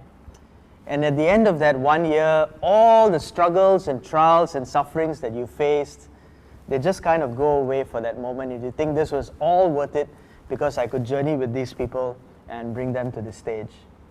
And then so very enthusiastically you decide, I'm coming back next year, and then after 2 months you regret signing up for a second time. That's life, I guess. Yeah. Maybe when you see you've been on a feast day organizing committee, and at the end of it, when it all falls together, the Mass is a beautiful liturgy, the food and fun fair has been something that people have come and it's built community. Maybe you've arranged formation sessions, and at the end of it, you feel happy and proud. And I'm sure all these people who are doing this media presentation today, they're all going to go away, and rightly so, feel proud of what they've done and what they've achieved. So we do have good experiences in ministry, moments that make our ministry worthwhile. At the same time, we also face a lot of challenges.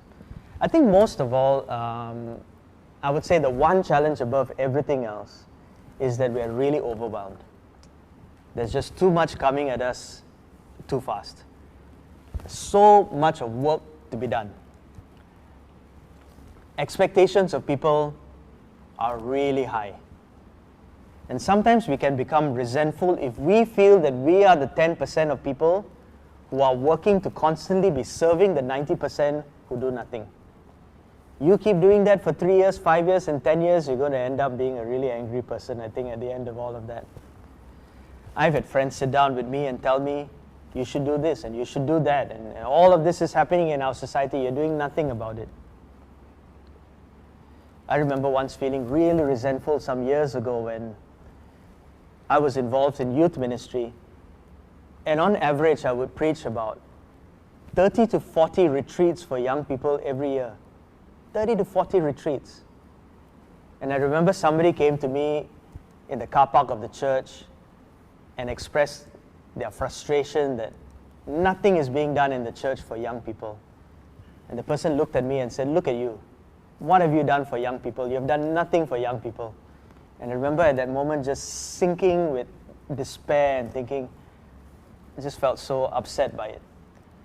So if you're in ministry and you want to serve, you feel so overwhelmed by all the things that you have to deal with all the personal issues in your ministry, with all the work that just keeps piling up, all the problems that you face in trying to get your work done, and massively high expectations of the members of the parish. Another thing that we face is that we are putting so much of our energy basically into events. I remember when I was a young priest and people would ask me if they didn't know me and they met me at a function somewhere, and they'd ask me, oh, hello, what do you do? And we always ask each other what we do, And in those days I used to joke in a very sarcastic way, oh, I'm in events, because that's how I felt. My job as a priest was to organize events. We organized masses, we organized feast day celebrations, we organized formation sessions, we organized catechism, 101 things that we are organizing, and almost so much of our energy and time is taken sitting at committee meetings and planning meetings trying to put all these things together. The emphasis very much is on what we do. We are busy doing stuff. And we are so busy doing stuff that we often forget about all the other things that we need to attend to, like building community, working on our relationships, taking time for formation and for learning, coming together to evaluate what we do and whether or not some of our strategies and approaches need to change. Are we strategizing what we are doing? And the failure to do all of that would mean that our community is now compromised, because when personal issues come up, there is no space to deal with it. Sometimes we'll find ourselves just doing the same thing year after year after year, and if at some point somebody realizes that what we are doing is not working, there is no time to go back and reflect on it and to change it, and it just goes on and on and on. And I think that is the recipe for a lot of frustration. So much that we need to do that sometimes we forget about other things that are important.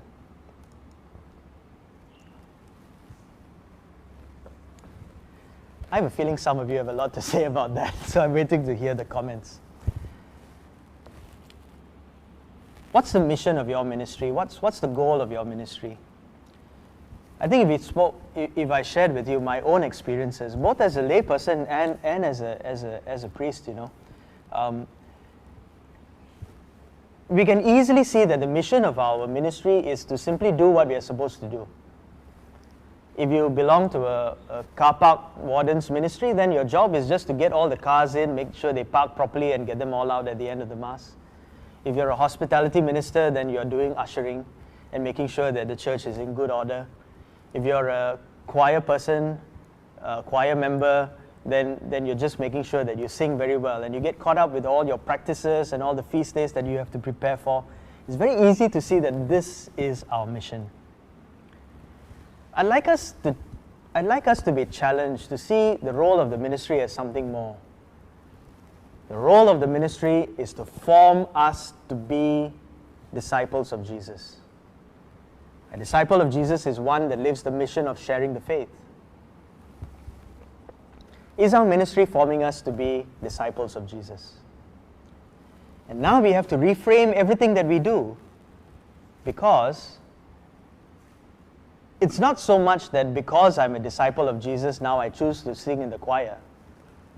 But my singing in the choir is forming me to be a disciple of Jesus. It's almost putting things the other way around. The vision of the parish is to be a Christ-centered community that shares the faith. And if that's going to be the vision for the whole parish, then you, the ministry members, have to take the lead. You don't start, who's going to follow? So the question needs to be asked, are our ministry members willing to grow in this way? It's a difficult question, it's a controversial question. Because maybe you have had examples of ministry members who have come to communities and they don't really want to do very much. They kind of tell you very openly, I joined your ministry to do X, I'm doing X, and that's all. Once the Mass is over, I'm out of here, man. I got other things to do. When I was a very young priest, I think I was still a deacon, I was sent to be a spiritual director to this particular ministry. And I was very, very young. And I went to this group and I said, look, this is the first meeting that I'm here with you. I would like us, whenever we come together to meet, to start with 10 minutes of prayer. Let's just read a passage of the Bible and we'll sit down in meditation for 5 to 7 minutes. My goodness, the reaction that I got, I thought I was asking them to commit some crime or rob a bank or do something really horrible, you know. And these ministry members kind of just, oh, we don't want to do that at all. Can we just like get on with the agenda and finish this meeting, and then we're not into all this kind of thing. And I said, you're not into this kind of thing? This is prayer. You're a church ministry. I'm asking you to pray. You know, what's the problem? It certainly opened my eyes to how things can function sometimes. But there are people like that. They want to come, they want to do their thing, and they want to go. Sometimes for good reason. They have many commitments in their life, and maybe the nature of their family and their commitments to their family don't really allow them to stay in church beyond the time of the Mass, or they're not really able to come down to church on weekdays. Maybe their work has tremendous commitments. Well, sometimes they feel that they give what little that they can. But for us who want our ministries to grow, this situation can lead to a lot of frustration. How many of us are really genuinely committed to grow as disciples of Jesus, to work on ourselves, to grow to become better people, to become better human beings, and see our roles and our work in ministry as helping us to do that? I hope it's something that we start thinking about soon. As I said at the beginning of the first talk, why is all of this happening now in Singapore? This whole COVID-19 situation where now we cannot really gather for the Eucharist, we can't gather together as a community, formation and retreats have all been cancelled. I was looking forward to at least 3 or 4 events in the next month that I had been personally involved in organizing. And these were things that would have given me a lot of joy and energy, and I've had to let that go. Why? Why is all of this happening? I think God is with us at this time, and it really helps us to reflect on, do we have places where we can go to pray? And so now, can neighborhood groups come together and pray? Are families capable of sitting together and praying? Have our Catholics become so spoon-fed that they have to go to a church with somebody else leading prayer and somebody else breaking the word? It's not even something that they can manage on their own. All of our lives, all of our Christian lives has been other people serving us. Now, when we can't gather in community, so many are lost. But I think it is in that situation, when we face that situation where we don't have the foundations, when the carpet is pulled out from under your feet, I think that's when we start to realize, I got to grow up. I've got to take responsibility for my own faith, for my own life.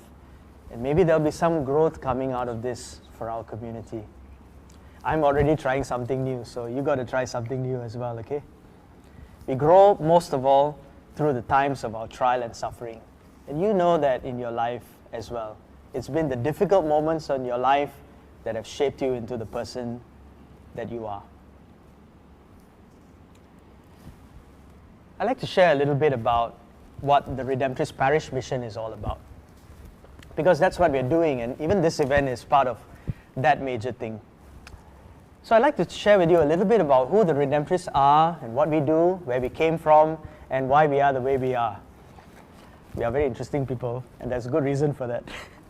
Our founder, St. Alphonsus, who comes from the southern part of Italy, in the city of Napoli, was involved as a very young priest in a couple of what were known in those days as missionary societies. What were missionary societies? They were societies of diocesan priests who volunteered their time for certain periods every year to go out on missions into rural areas. What they had in those days was a situation where there would have been a large number of priests in a particular city. So in the archdioceses in the city, there could be thousands of priests. Travel 2 hours, 3 hours outside of those cities into the rural areas and to the mountains and to the villages. They would hardly even have one priest. And so all these people who lived in the rural areas didn't have Mass, and now we know what that feels like. They didn't have any formation or catechism. Often a priest would come through, baptize the whole lot of them, and then he'd be gone. And all these communities were like sheep without a shepherd. They were evangelized, but not catechized.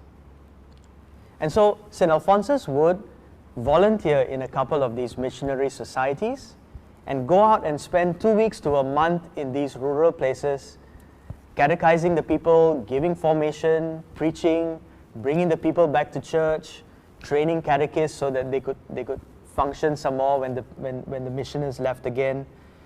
And often these were in very remote places. Later on in his life, he felt a desire, and we spoke a little bit about that discernment process, you know.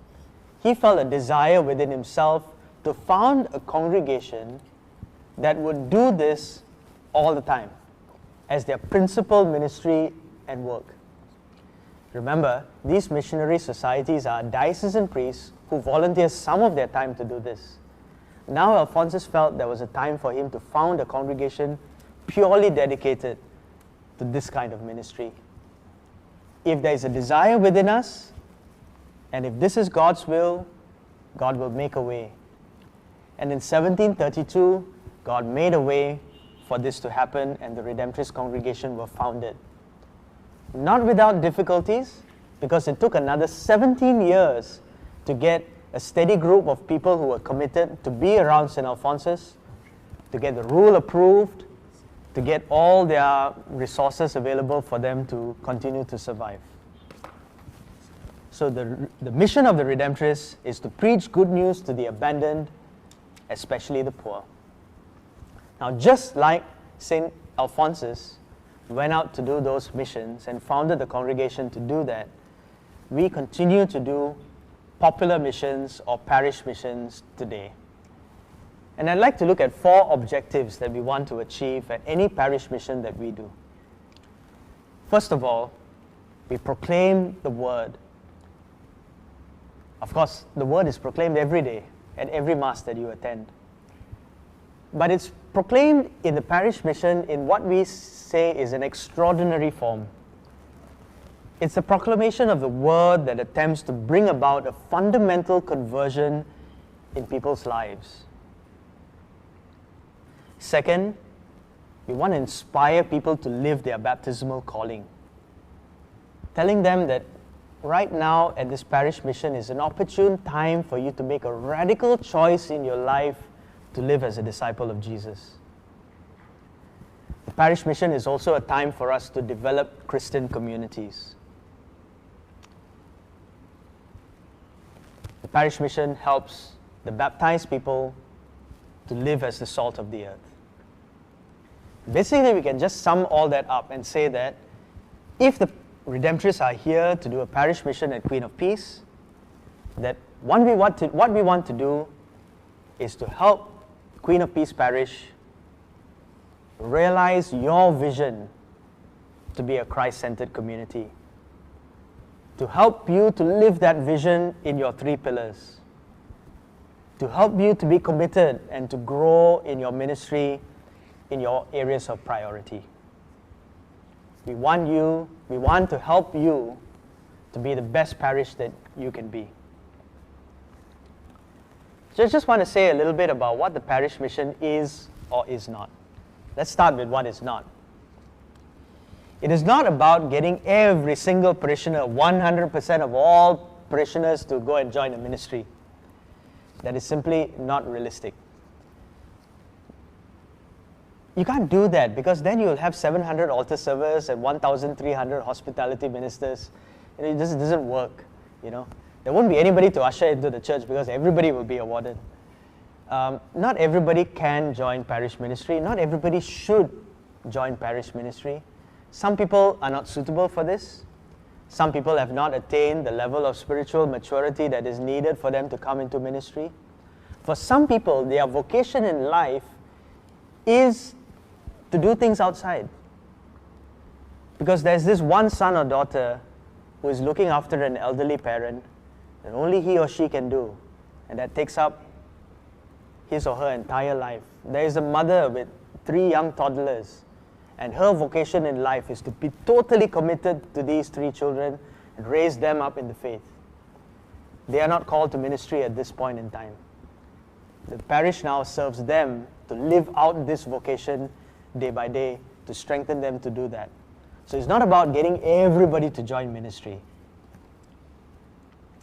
Nor is it about any kind of single program that is going to be done throughout this year, and at the end of the year you're going to see this magical transformation in your parish where everything is going to be like a dream. That never happens in life. Nor is it organizing more and more activities. You can come up with a whole booklet of 600 activities in Queen of Peace Parish this year. We're all going to burn out, okay? So that's not what it's about either. But it's about doing things thoughtfully, doing the right kind of thing that will add value to your parish, not quantity but quality, that will help you to grow as individual parishioners and as a community. So what is the parish mission then? First of all, I think it's a time for people to encounter Christ.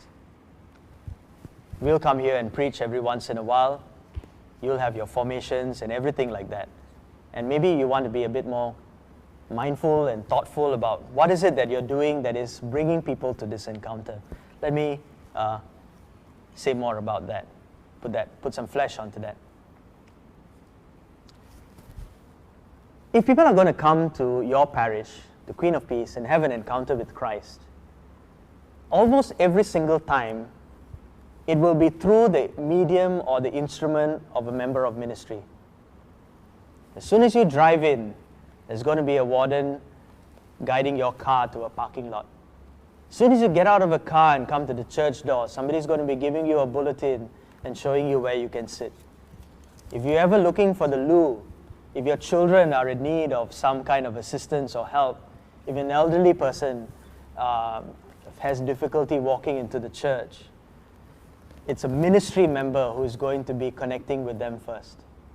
Once the Mass begins, it's the choir that is singing, it's the altar servers who are serving, it's a liturgy commission that's put together this whole time of worship.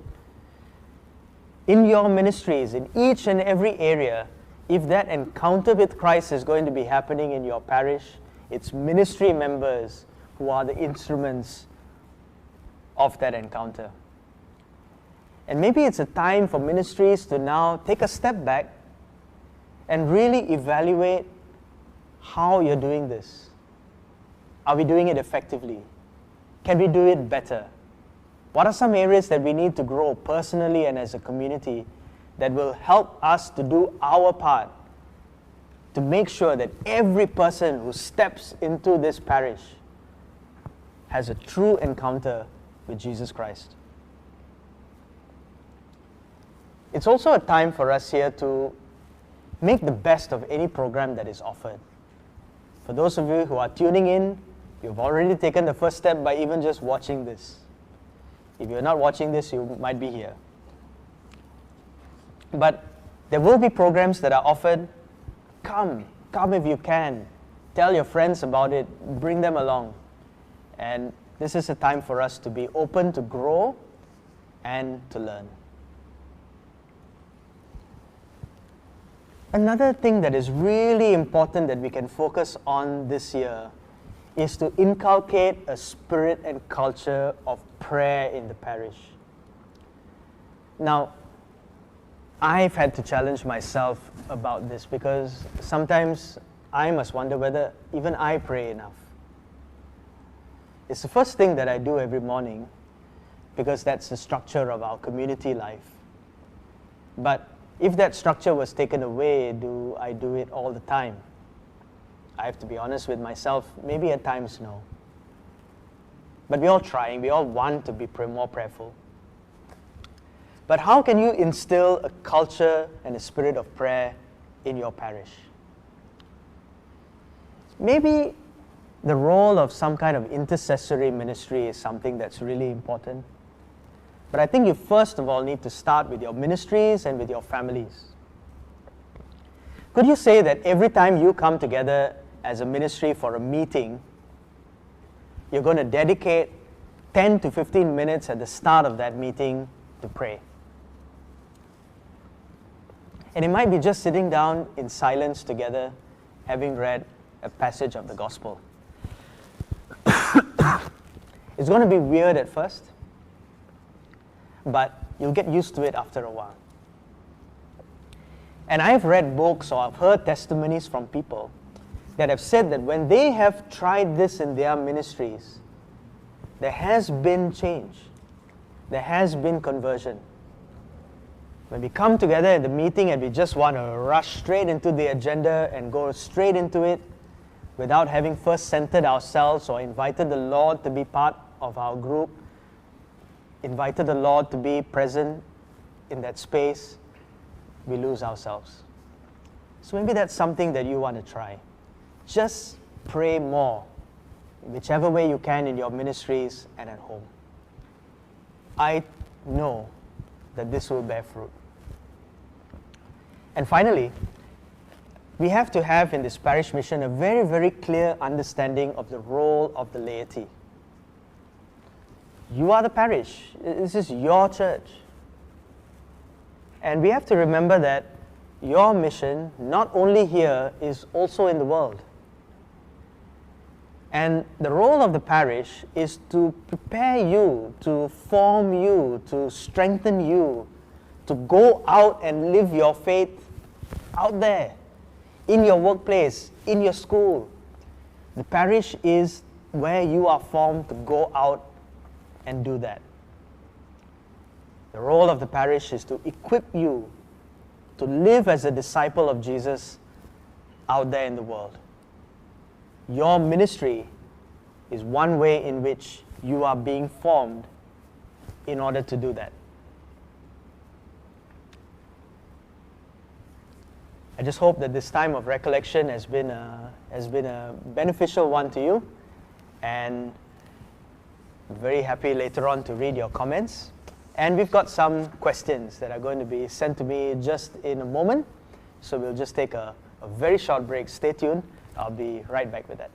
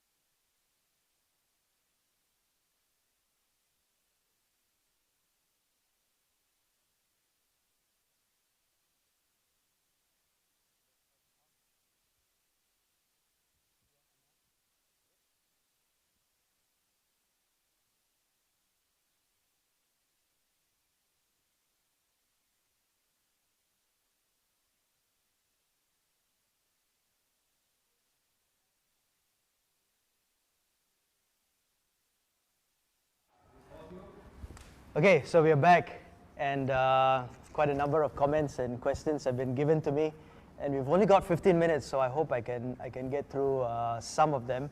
So I'll try to kind of put them together into different topics and to see what we can say about them. Let's start with the topic of young people, because there were a number of comments about youth ministry, catechism, and the relationship that young people have with the church. Margaret shared an experience of how she was asked by her son, who is only 13 years old, is there a God? So we live in a world that does ask these kinds of questions, and our young people are exposed to these ideas as they go along. I think it's a very good question. I've often asked myself whether there is a God as well. That I do believe there is a God doesn't mean that I don't stop asking the question. So I think it's a good question. And it's good that at that age, he's able to pose what would be a very, very fundamental question in our life.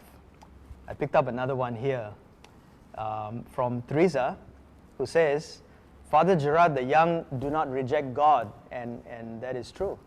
That is true. The church stops teaching catechism after confirmation. As a result, the young ones do not find any reason to hang around in the church. Okay, I can say a little bit more about that. I definitely did not mean to say that all young people reject God. Many of them are not coming to church. Maybe they don't find anything here. Maybe they feel that the faith hasn't challenged them enough. And some of them have gotten into intellectual difficulties with having faith or to believe in some way.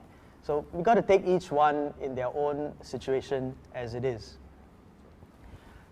I think over a long period of time, the church has tried to organize events so that people can come to the events. The events are in church, and so now people are in church. So we're trying to organize events in the church so that we can get people there.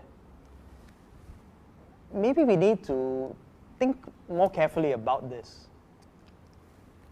I would say that there's a broader picture to it. Events do serve an important role. I mean, we do have our Sunday Eucharist, right? We do have our catechism classes. We do have our formation sessions. There is a reason for people to come to church. But it's not the end of it. In fact, it is the beginning. It's about forming them now to be Catholic and live out that faith in their life, in their work, and out in the world. And that's where we see ourselves transforming society and building the kingdom of God. Are we able to do that? So I think for me, that's a bigger question that needs to be dealt with. Yeah. I think at some point in time, people have to come to a stage in their life and in their faith where I can't just be expected to have other people organize things for me so that I can come and I can participate in it. They've got to start asking themselves, how can I serve? How can I start to be a leader and take the initiative to do things? So that's really important. Okay? Thank you all for your comments. And maybe when I go back, I'll have a chance to reply them online as well. I'd love that. So here are some more direct questions. Ministries tend to be functional. I was speaking about that just now. Doing a lot of things, but how do we build community? I think first of all, you have to see that community is an important thing and that you want to focus on it. Sometimes, Pope Francis has said that if you want to build relationships with your children, you just kind of waste time with them. When we spend time with people that we love, we're not always doing things that are productive. You're just walking around aimlessly or just sitting around watching TV, doing nothing much, But you're with somebody you love and you're building relationship with that person. So first of all, we have to realize that we don't always have to be efficiently productive 110% every moment of the day. Sometimes we just want to just hang out and chill, And I think that does go a big part in building community. There's, of course, much more in this question than just that, okay? So I hope to take up something through other questions. Here's one that kind of follows up on that. Even within ministries, we have members who are lukewarm, and they're there by name only, and it's very hard to get them to actually do anything. Should we ask them to reconsider their position? And is this going to be offensive to them? That's a very good question. Now, if somebody is in your ministry and they are not showing up, then they are not in your ministry, lah. Then there's no point in keeping them around. I think there are some people who have certain gifts to be able to go to them and say to them, look, you're on our books, but you haven't shown up for 3 years. This doesn't seem to be working, and maybe the Lord is asking you to be somewhere else, or maybe you're just not ready for this. So go in peace. I think if we can say that in a way that is respectful, that when we see them again in church the next week, we are still able to have a nice conversation with them, there's nothing personal, then we have to do that sometimes.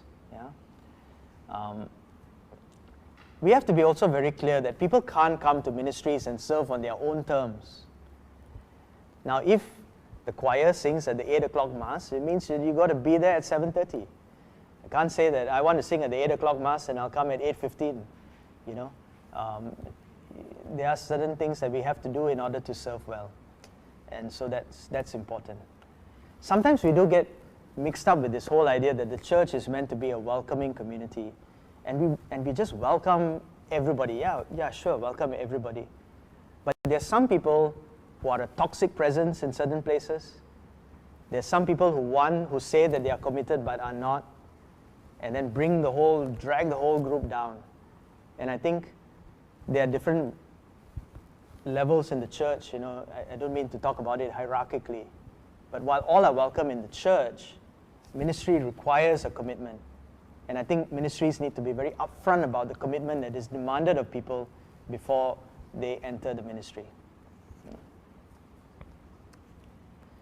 People serving in the church tend to be very knowledgeable about God's teaching and the Bible. I am not, and that's holding me back.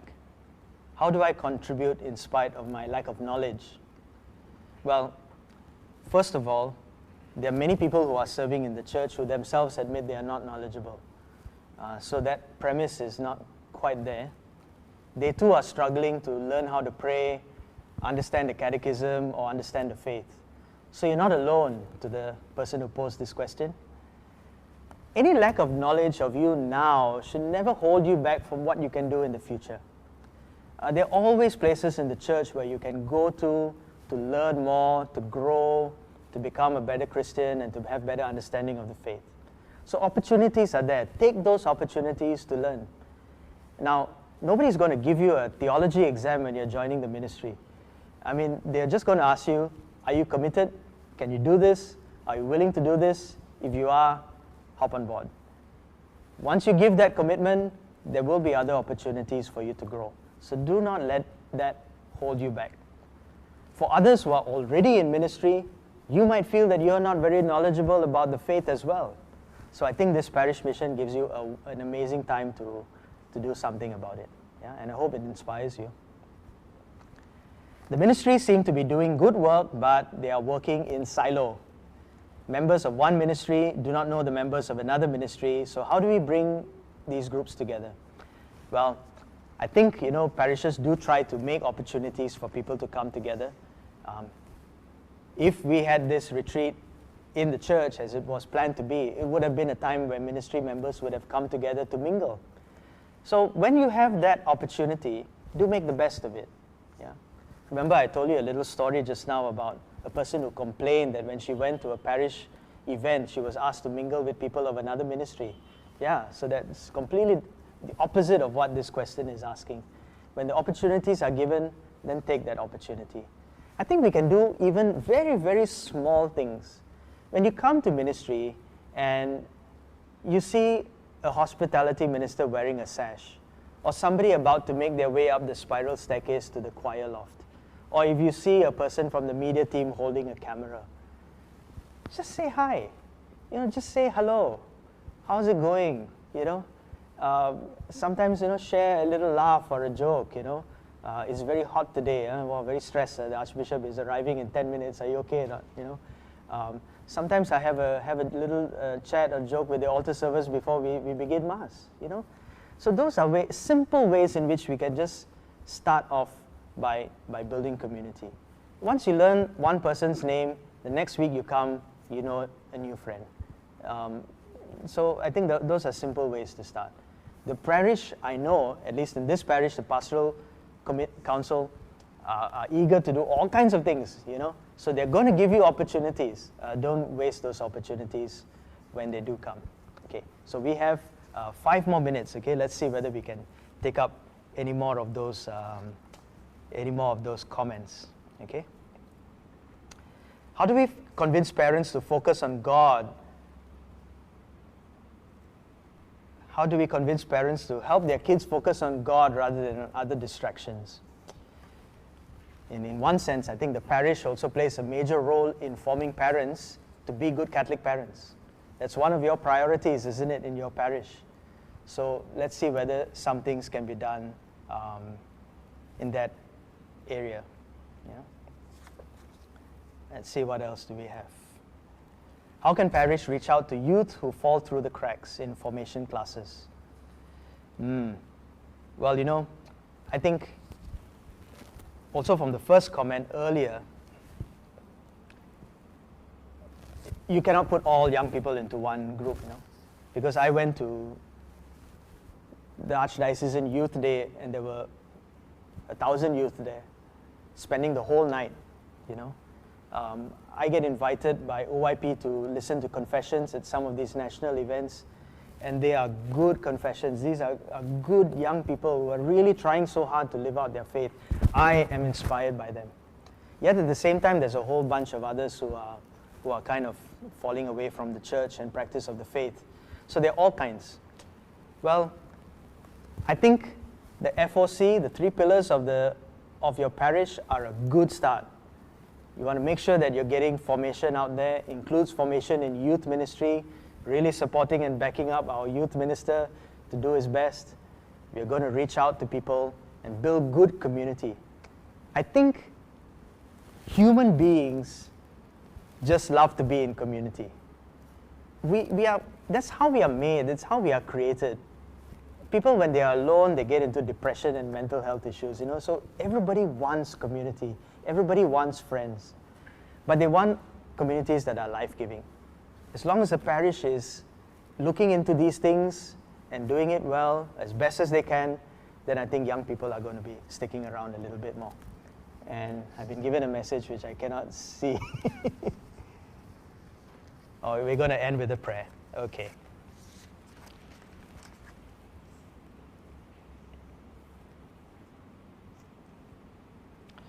And so I'll just end off with one more. And it's from a guy called Andrew, and I think it ends off well. In my small community, we don't have meetings without celebrating the Word of God. I think the celebration of the Word of God is the key to formation, centering our lives in Christ. By reorientating our Christian life, our members can begin to see, hear, and understand the action of the Holy Spirit. To my mind, this is how FOC, the strategies, can begin to take root. Good point. And we're all thinking of big things that we can do. Maybe Andrew reminds us of something important. For a start, just start your ministry meetings with a time of prayer. I want to thank all of you all for being here today. It's given me an opportunity to try something new that I've never done before. I hope I've done all right. And I hope I'll do better the next time. I hope there will be a next time. I feel a desire in me to do this more, so let's see whether the Lord makes a path for it to happen. Just want to thank all the people behind the scenes. They've been epic in making this happen. They're so professional. They've got everything laid out, everything prepared. I really hope that this starts to bear fruit for your parish in Queen of Peace, you know. And thanks all for watching. And the stuff is still online, so you can share it with other people, and I hope that people benefit from it. Look forward to going home and reading your comments and more questions. I hope to even answer some of them. And I'm sure that you have a lot to teach me as well. So I look forward to that. If we are supposed to start with a prayer, then maybe we should end with a prayer too, you know. And just thank the Lord for being with us. Okay, so let us pray. In the name of the Father, and of the Son, and of the Holy Spirit. Amen. Lord, even though we can't gather in person, we are still united and connected in our faith, brought together by the Holy Spirit that you promised will always be with us and unite us as a community of faith. We thank you for this beautiful time together, a time to learn and to grow, a time to help us to reflect on our life in ministry and in service in the church, a time that has helped us to learn new skills and new ways to reach out to people and to share your faith with others. I pray in a very special way for the parishioners of Queen of Peace, and particularly for the members and leaders of ministries here. We pray that this will be a beginning of a reflection that will lead them to grow not only in their service, but to lead them to grow as disciples of your Son Jesus, as ministers in their various tasks and work that they do, and most of all, to help them to live out their state of life and their vocation in what you call them to do. I ask you, Lord, to bless them all. And I give you my blessing and God's blessing. In the name of the Father, and of the Son, and of the Holy Spirit. Amen. God bless you all, everyone. Have a wonderful day, and see you soon. Thank you, Father Gerard, for your valuable insights. We thank everyone for joining us in this webcast and participating in the workshop with your feedback and questions. This webcast will continue to be made available for you to watch and to share with others who have not yet watched it. Feel free to share the link. We wish everyone here a good weekend ahead, and may God's abundant blessing be upon us always. Finally, I would like to call everyone in the back room here and our makeshift studio in 4.1 to say goodbye to everyone. Oh, and Father would like to say something. Yeah, hi guys, I'm back just to say a word of thanks to all our teams who have been working very hard, especially our Forte Father Gerard Lewis, who is here to present this mission through the internet. It's the first time we are trying it out, so we hope that it's a useful tool to transmit and also be in communion, information. So our parish mission of Queen of Peace 2020, the slogan will be, may we become a Christ-centered community, making Jesus known to all by being Jesus to all. God bless all of you. Have a blessed weekend.